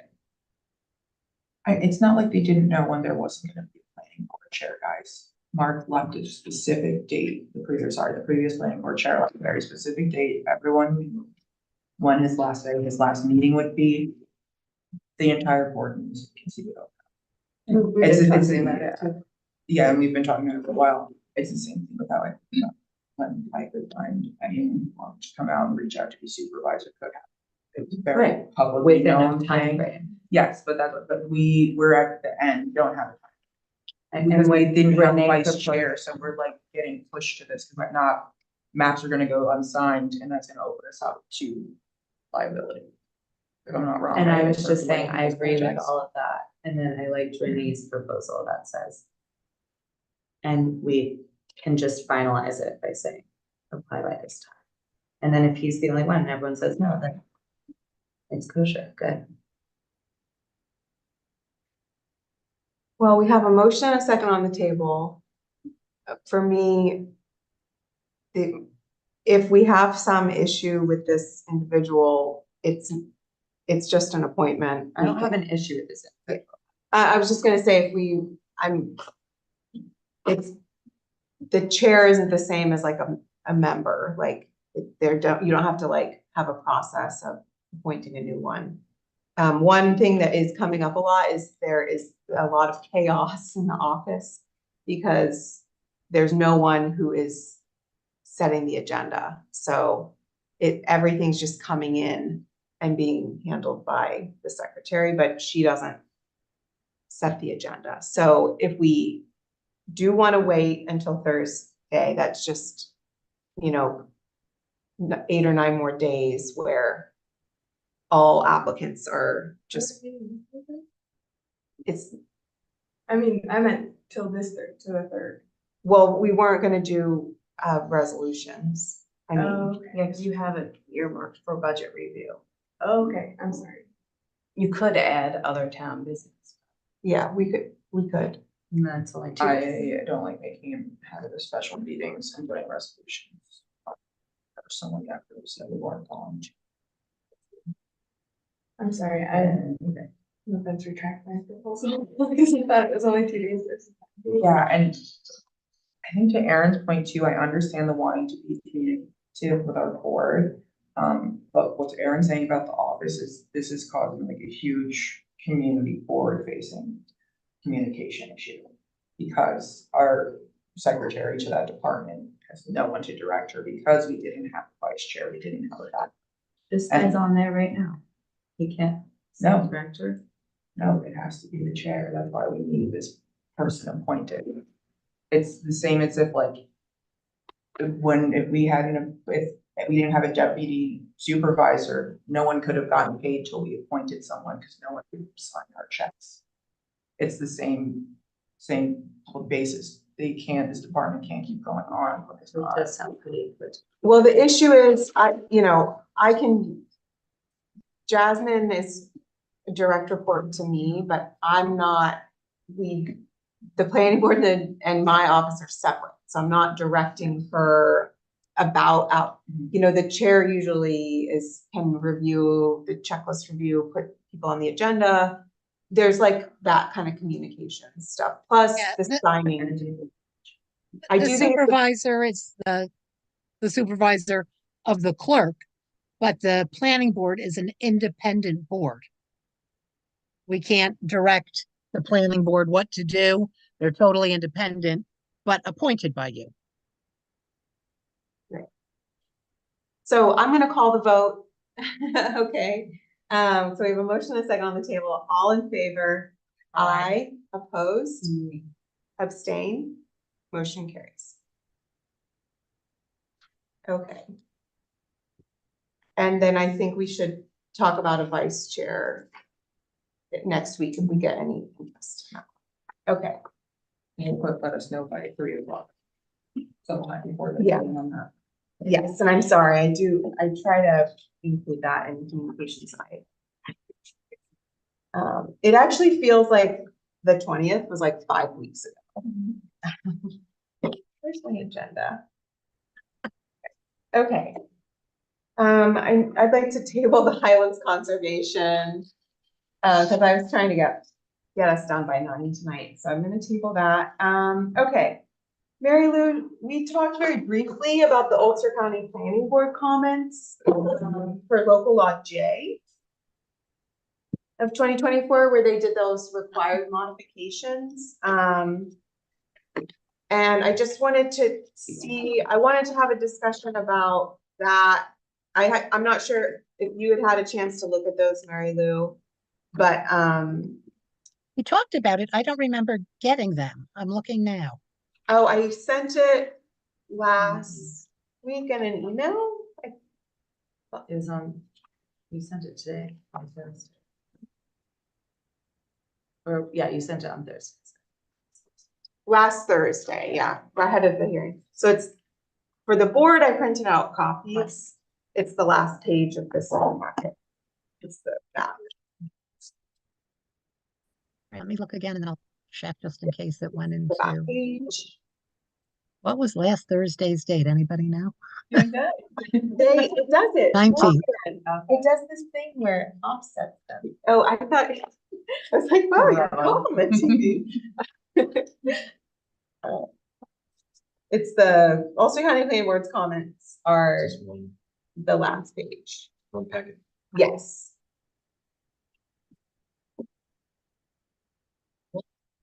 So mostly the thing, I just wanted to, can we look at their, I do not have them, Aaron. Oh. Thought I put you on that email. I went through spam, I went through regular mail, new, old.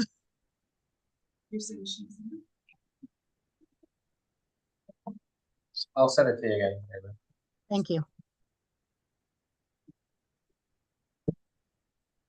So I wanted to, the reason our public hearing for local law K of 2024 is next week.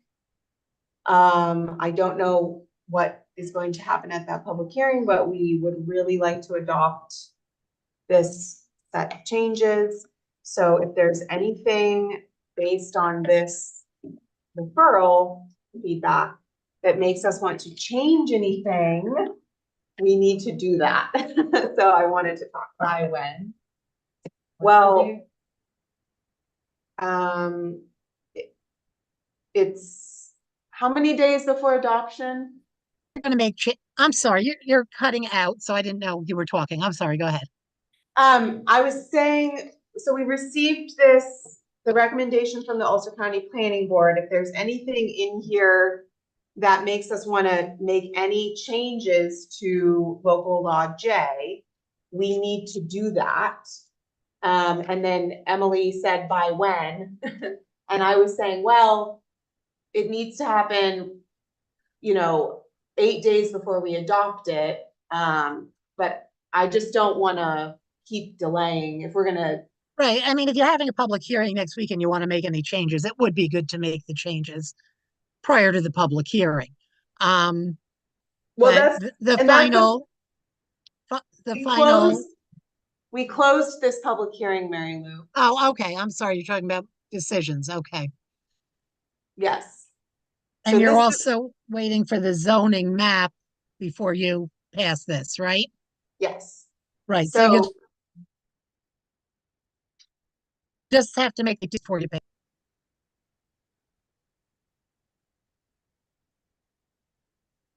can you say that again? Yes, and if you're making any changes, you're gonna have to make them 8 days before you pass it. And I did get Michael's email, so I'm just gonna take a quick look.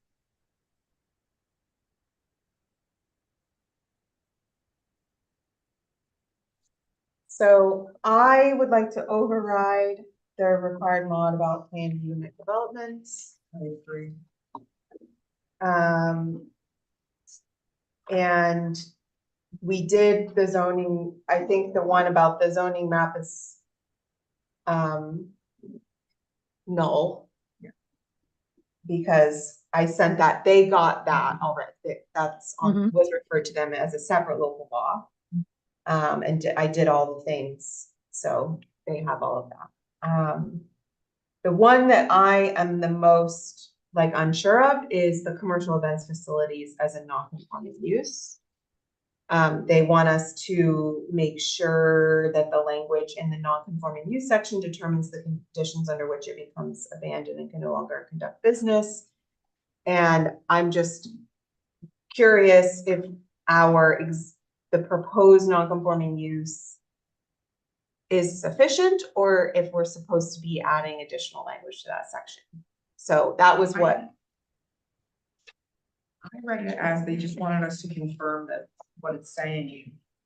That what we want for abandoned and no longer can conduct business, like our conditions for that. To just review them, because didn't we already edit? The abandoned, Well, there's already criteria for when a use is considered abandoned. Yeah. So I would think it would just fall back into that unless you want to something to change that, right? I don't know, they're giving us a required modification and I don't know what they're asking us to do, I guess. I think they're asking us to leave the code in place, remove it as a use anywhere, and then modify the existing code to stipulate to add when something becomes abandoned for existing. So I think in our non-conforming use definition section, yeah, we're not, they want us to add the conditions for abandonment like we have in that actual definition is the only thing I can get other than that.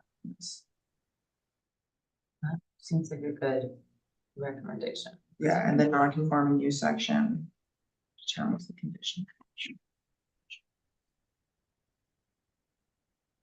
Yeah, I think they want us to put those same stipulations where like we define what abandonment is in our use. Is that in the table? But they're recommending to leave this section code in here. With a clarification. Right. And when we were discussing this, we had talked about making a clarification there. Maybe it wasn't for events facilities, that we talked about other non-conforming uses and clarifying. So I feel like this is aligned with what we were struggling with.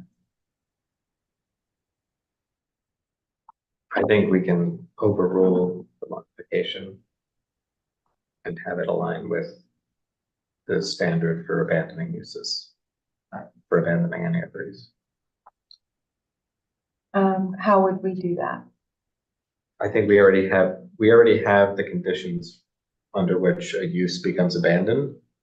So it would be no different commercial events facilities from abandoning a golf course. If it's 2 years or 5 years or whatever it currently is. That would apply to the use of commercial events facilities. So if an existing permit is not active for whatever that period is, I would think the use would be considered abandoned.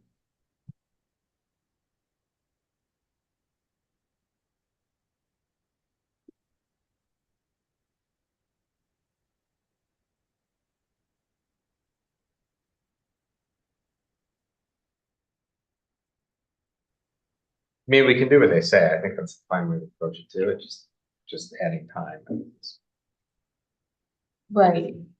So what they're suggesting is we leave the section in and then add language saying this.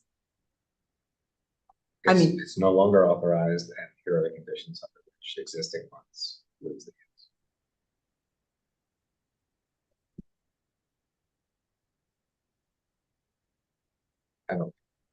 I don't like it either. I'd rather.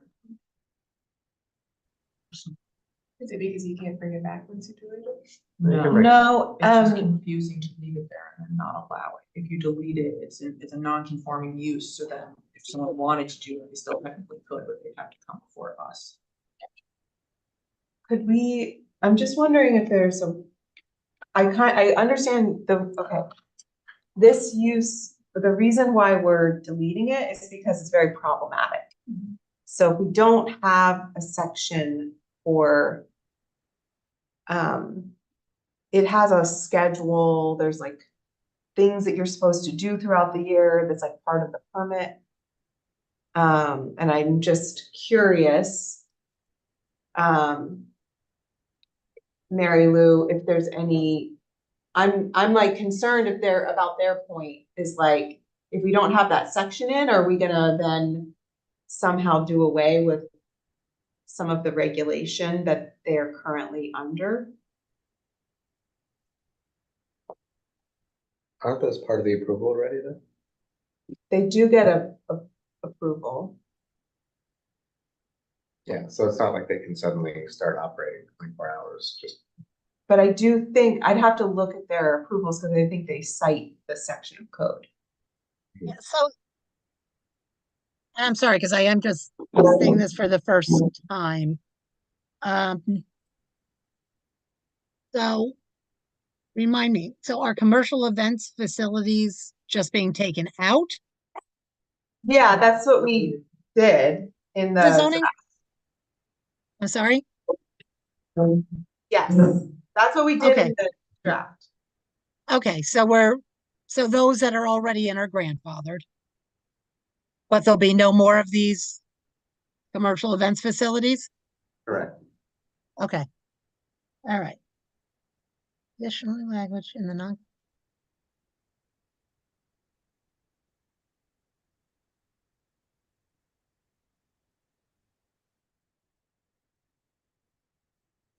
Don't I think for is necessary.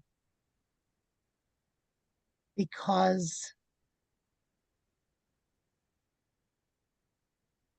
the conditions when something becomes abandoned are already specified, correct? Elsewhere in the code.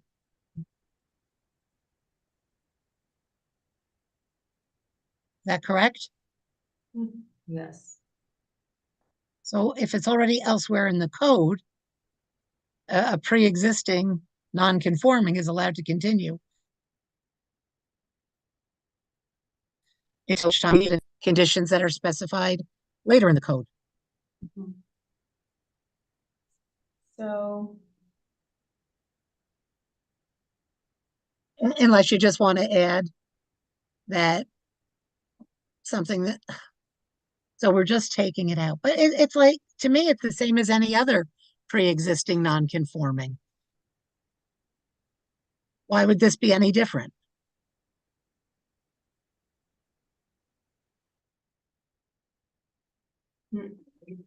Anything that's not allowed in any zone?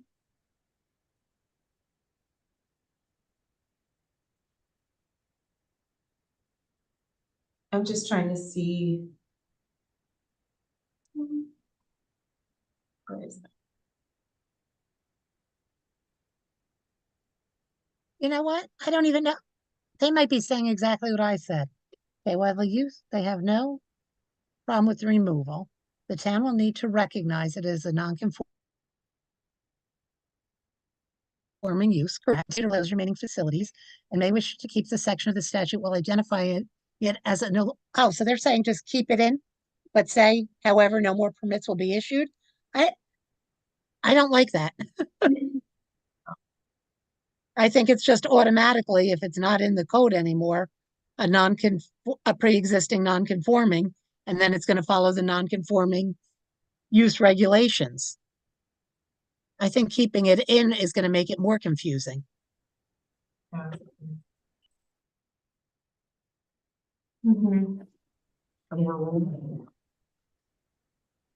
We do, because what they're saying too, but they're just asking us to repeat our abandoned definition.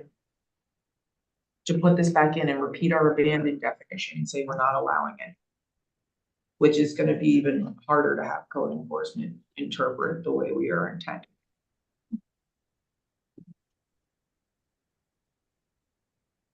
yeah, I'm just looking, non-conforming use.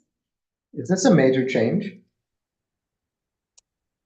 I think that what they're asking for complicates it more. I think so too. I would recommend you override that and just say that, you know, for your reasoning that you think that keeping the section in makes it less clear whether it's allowed. And that it will be treated as all other pre-existing non-conforming uses. And what about Aaron's concern? It's still, the code is still in force for existing ones, right? Yeah, of course. Yeah. Yeah, I'm just, if their decisions say, like, one thing I just caught is we left the definition in and it says per this section, so we have to change that. But, Well, they do say may wish to keep it. They're not saying should. I don't, it says required modification, I don't know But what. they have it as a required, you may. Well, I think that what they're saying, what they're trying to require is that we define what abandoned is, but this gets treated like any non-conforming. No, they say that that it would go to the abandoned under non-conforming. Yeah, so I think that we already have that covered and Right, I think. what they asked for, we already have code. I don't think we need to explicitly state it again separately. That'll cause even more confusion. I think they're worried about is that, oh, what regulations will you use uh, to regulate this pre-existing non-conforming? It's like with any other pre-existing non-conforming. You're gonna use the regulations that were in place at the time it was permitted. Right. Okay, So I'd recommend you override that. okay. And I think the only one you and I had talked about, Aaron, was the plan unit.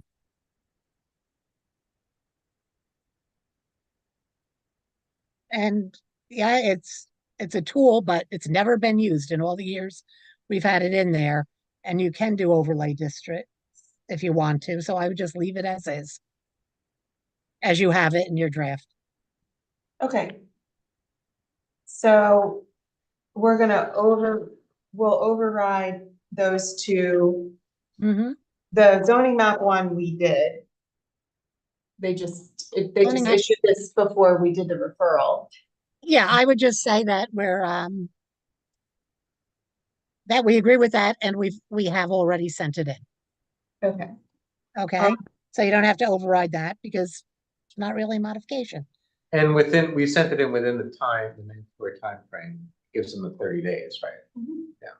For the public hearing this next week? Yeah. Yeah. Yeah, that went in. Yeah, hopefully we'll get those comments before the hearing, but.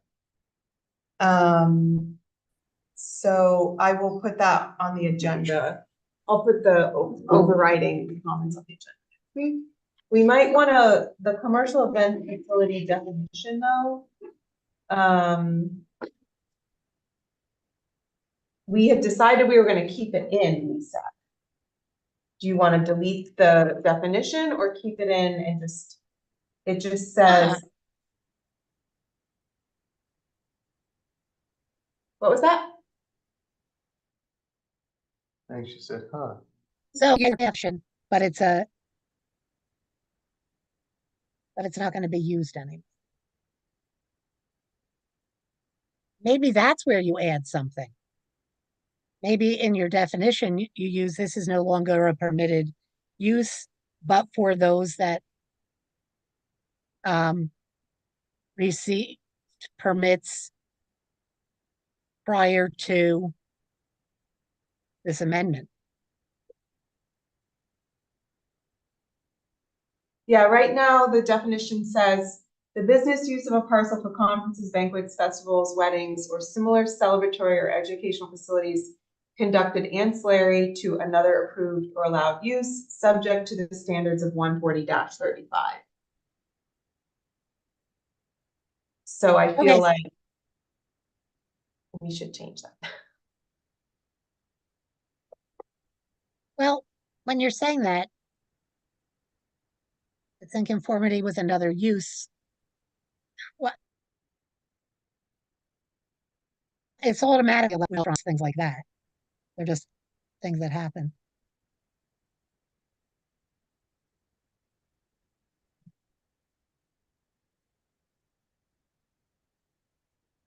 All I would do is add to that this section, this use is only allowed if approved by the planning board prior to, and then I would put 10/14/24. And then you can even say pursuant to former. Where it says 135, you might want to put former 135. Right. Perfect. I think that addresses it. Okay. I'll get that and circulate it to the board. Okay. And then the others were, They're all Okay. part of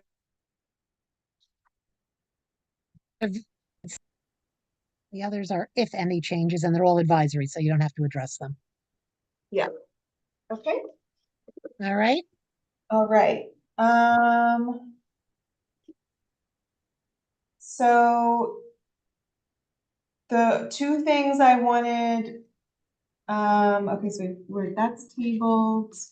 The JCAP grant, we just didn't get, I think that passed and we're just not getting any. Bye, Peter. We're not getting any, activity. No, I haven't even had anybody reach out. I think that has a deadline of the end of the year, so I was gonna talk to the justices and see about pulling that. It just feels, I don't know if it just feels like a lot to try to get that during the month where there's an election. No, we're not. Cause we can't stare anything and then the deadline is, so I'll talk to the justices, but there's just, I didn't wanna Get read. them some noise canceling machines until we can circle back on the contractor that they have at this office. Michael, did you wanna give an update for the Rochester Ambulance District? Mary Lou and Michael and I had that meeting that we talked about. Yeah, no, so we had a meeting, with the members of the squad, with their attorney, their new bookkeeper, so they are going through the books. They understand, we've communicated to them what's in the book for this year, what the board expects to see, as well as, what we would like to see moving forward with the contracts. They said they were working on that, they will get us, I did actually, Charles had forwarded me what was sent previously, and I looked back at my email, and for some reason, the original email doesn't show up as having an attachment, so I have to go through each of the emails, and then I found the attachment, but I was like, for them show as an attachment, so they had sent us first quarter. So we'll be getting second quarter and then third quarter, as well as their budget for next year. We talked to them about the amount that we put in to the tentative budget. Yeah. So they understand that. Anything else I'm missing? We are going to still get quotes, bid quotes. Yeah. Like, so that we can look at that all together. To compare pricing. which, Yeah. You know, I think we'll at least be educational for the board, for the public to see kind of the differences between private service versus, using current services, so. So, yeah, we talked about both the 2024 contract, what we needed, and then that's separate, but also this is budget season. So in order for this to work out for 2025, we have to receive a budget and get that included as part of the adoption of our budget. There needs to be more detail than just a number that I stuck in there. Anything else on that? Okay. I didn't have time to zip up correspondence. Is there anything that came in for the board that you wanted to discuss at our workshop meeting? Correspondence from the public? I'll text you, I totally had something, but Okay. I'm gonna table item G. And, I have the position adjustments I wanted to talk to you about, but just in terms of Mary Lou being here and letting Mary Lou go. Then we have this letter, Mary Lou, I didn't put you on the email, but I just wanted to ask you about just process. Today, this afternoon, I got a letter from the Housing Advisory Committee that they want to send as the Housing Advisory Committee to the Ulster County Planning Board. The reason they reached out to me and I said that I would, they weren't sure if they could just do that because we didn't ask them to. No, they advise our board. So, go ahead. They can't send things out like on the town's behalf. If you guys want them to, some could vote to let them send that, whatever it is. But yeah, they can't do things like that. Their job is to advise the town board. Right, okay, yeah, that's what I said. I said I would bring it to the board and if we wanted to authorize them to send it, that we could do that tonight. So I just wanted to confirm that with Yep, you. correct. And we even, it's, what it is there's this really amazing funding that was made available last year to, it's like over $100,000 grants for building an accessory dwelling unit. And, there was a second round of like expanded funding. And I was excited about it. Councilman Seth was excited about it. And then we all found out that we're not eligible. We were not on the eligibility list. And so we, like I reached out directly, I think you reached out directly and got this response of like, well, we reached out to the supervisors and nobody said they were interested, so we made the decision that it should be only municipalities with municipal water and sewer.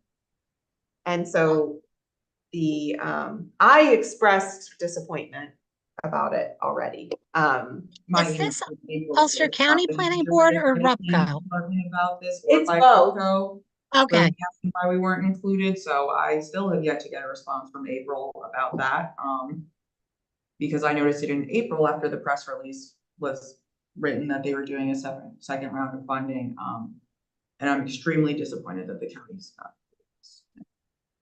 yeah, I know it only went to like 5 different municipalities. I didn't know why. Now I guess I know why. Yeah, so I sent the course, so in your, okay, so Mary Lou, that's what I wanted. That's the last thing. We have a few more agenda items, but Okay, I don't think we need you for any of them. have a wonderful Good night. day. Great. Night, guys. Good night.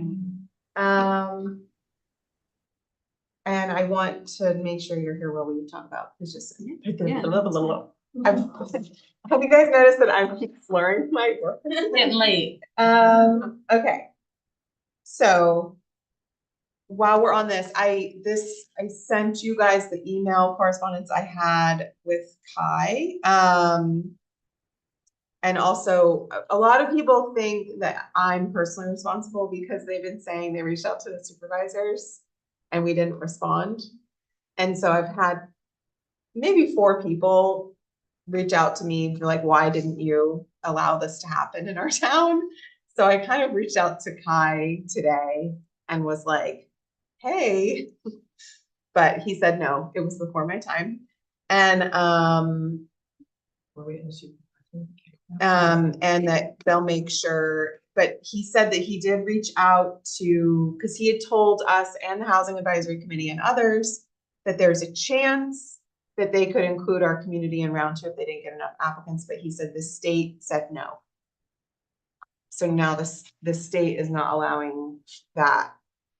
And so they're only allowing the funding to go to the municipalities that they put in. So that just, Nothing to do with us taking PUDs out of our zoning code. no, it has nothing to do with that. No. This happened way before that. No, we're not the only ones. And this has, the areas selected are Town of Ulster, Town of Lloyd, Rosendale, Saugerties, Woodstock, Ellenville, New Paltz, and Kingston.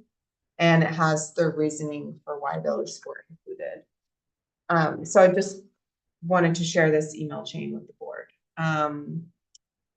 And there will be a round 3 that is coming out at the end of this year that they are applying for, and we'll make a concerted effort to get letters. They're supposed to get a letter of support from the municipality in order to include them in the opportunity.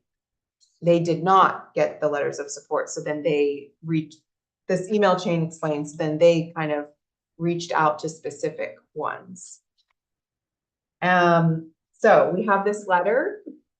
Would you guys like to take a second to read it? And then if you'd like to authorize, we can authorize the Housing Advisory Committee to send this letter on their own to the Ulster County Planning Board. Does it make sense to have it come from them, or why not just have the board send? I'm happy to sign it both. But I think Yeah. everyone's heard my housing soapbox, right? It's not- So, I mean, I think having it come from the board is gonna be on back. mhm. Yeah, I mean, I've been trying on that one since April to get answers in June. Get us included on this, because I know it was probably 4 or 5 individuals that were gonna apply for grant from the town. So how would you like to make this come from both of us, or? We put it on letterhead and just sign it on Thursday. Well, it says at their meeting tonight, our town board will likely make a formal request that the town be included. Or- They are the most collaborative. I don't know, I haven't seen many other boards, besides the ones I'm liaison to, but they are very collaborative. I have 60 unread emails from them going back and forth editing this letter all week. Why don't I, Just drop that sentence. what, Yeah, I think we can take that off and then send the same letter, but signed us. Say, from the town board on behalf of our housing advisory committee. Yeah. Or in coordination with our housing advisory, In solidarity, just or at the from the recommendation. town board. And. okay. So I'd like to make a motion, let's see, do we need a motion? No. Oh. But I was gonna say, make a motion authorizing the town supervisor to edit this in line with what, as you mentioned, in collaboration with the Housing Advisory Committee, and sign it on behalf of the town. I second that much. Any more discussion? All in favor? Aye. Opposed, abstained, motion carries. I'll do that tomorrow.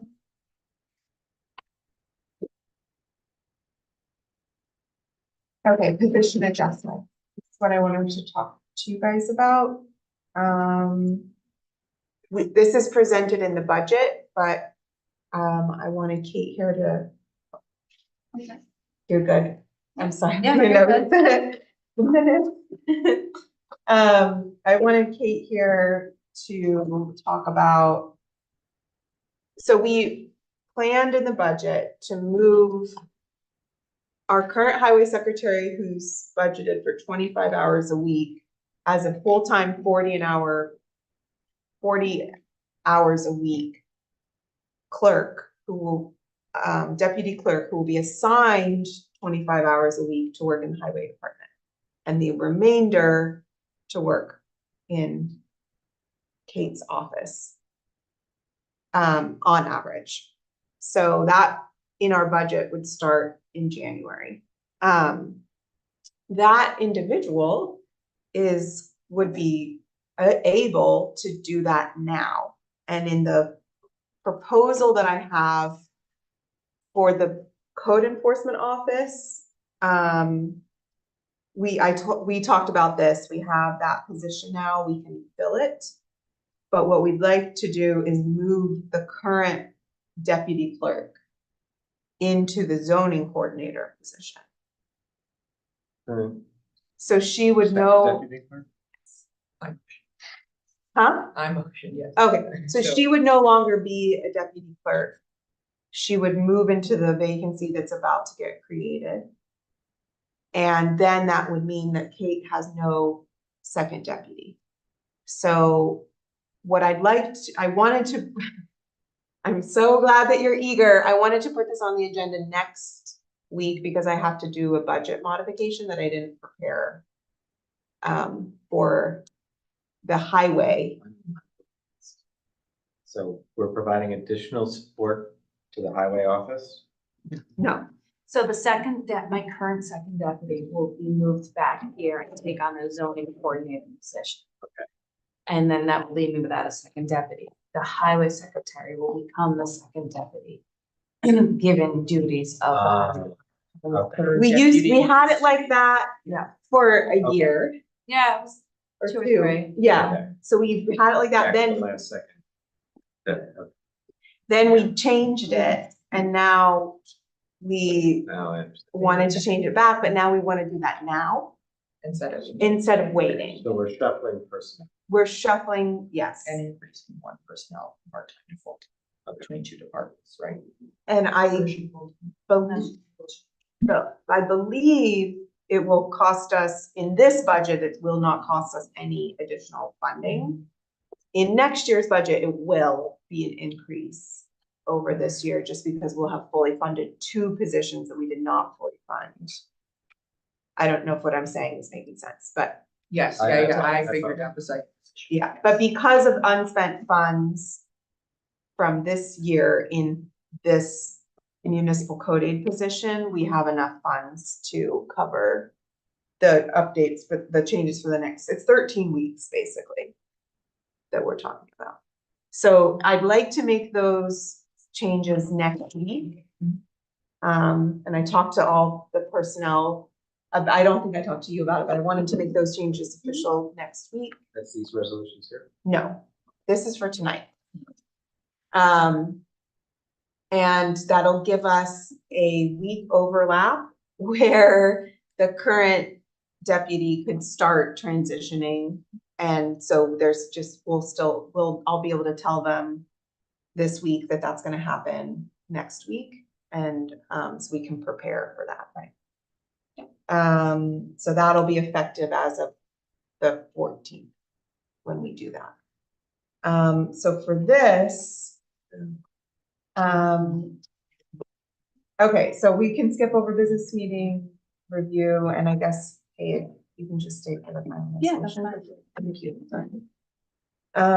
So I wanted to, so this is the,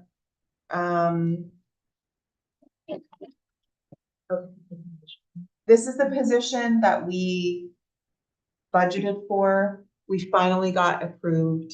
It will allow for our current zoning coordinator to write violations under direction or assist in all of these tasks. And she has the training. It is switching from being a permanent status employee to provisional because of this is a competitive position. So I have 3 resolutions to set the hourly rate of pay because we didn't do that. 2, to fund all the positions according to our funding, which it's a very simple modification, and 3, to make the appointment. But I wanted to talk about the hourly rate of pay first. So we budgeted for $28.50 an hour.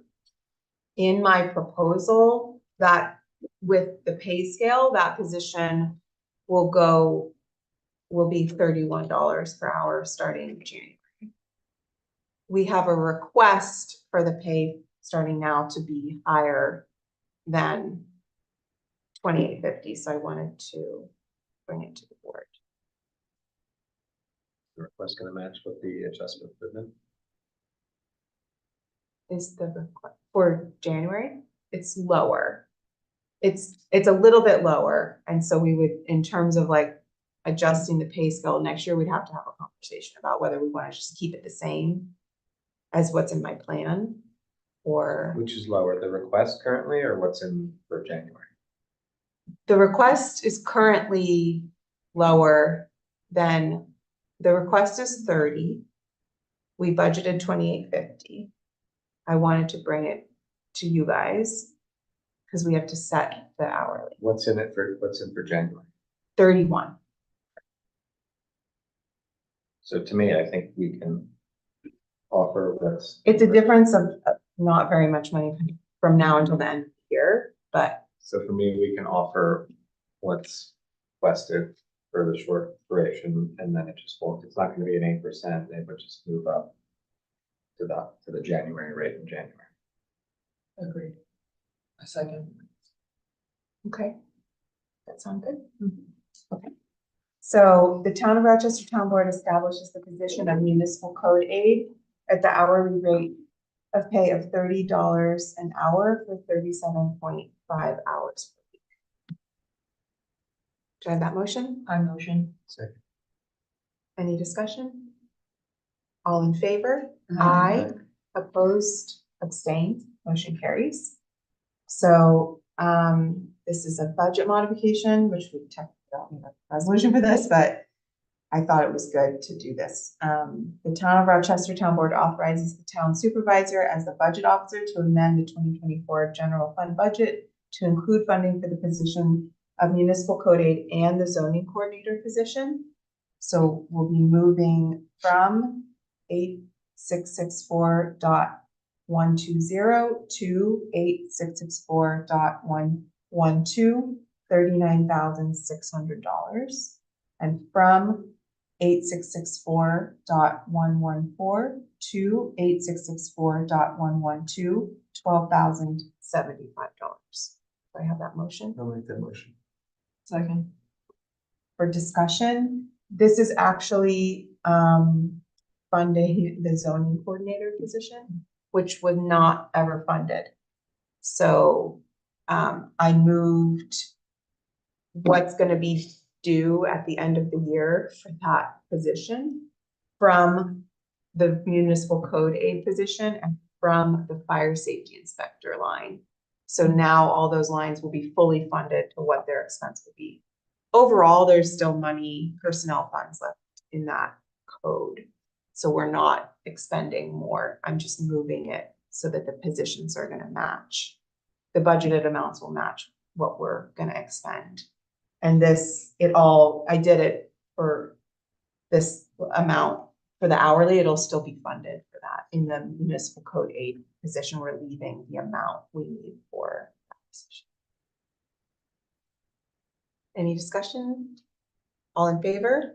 Aye. Opposed, abstained, motion carries. This is gonna be.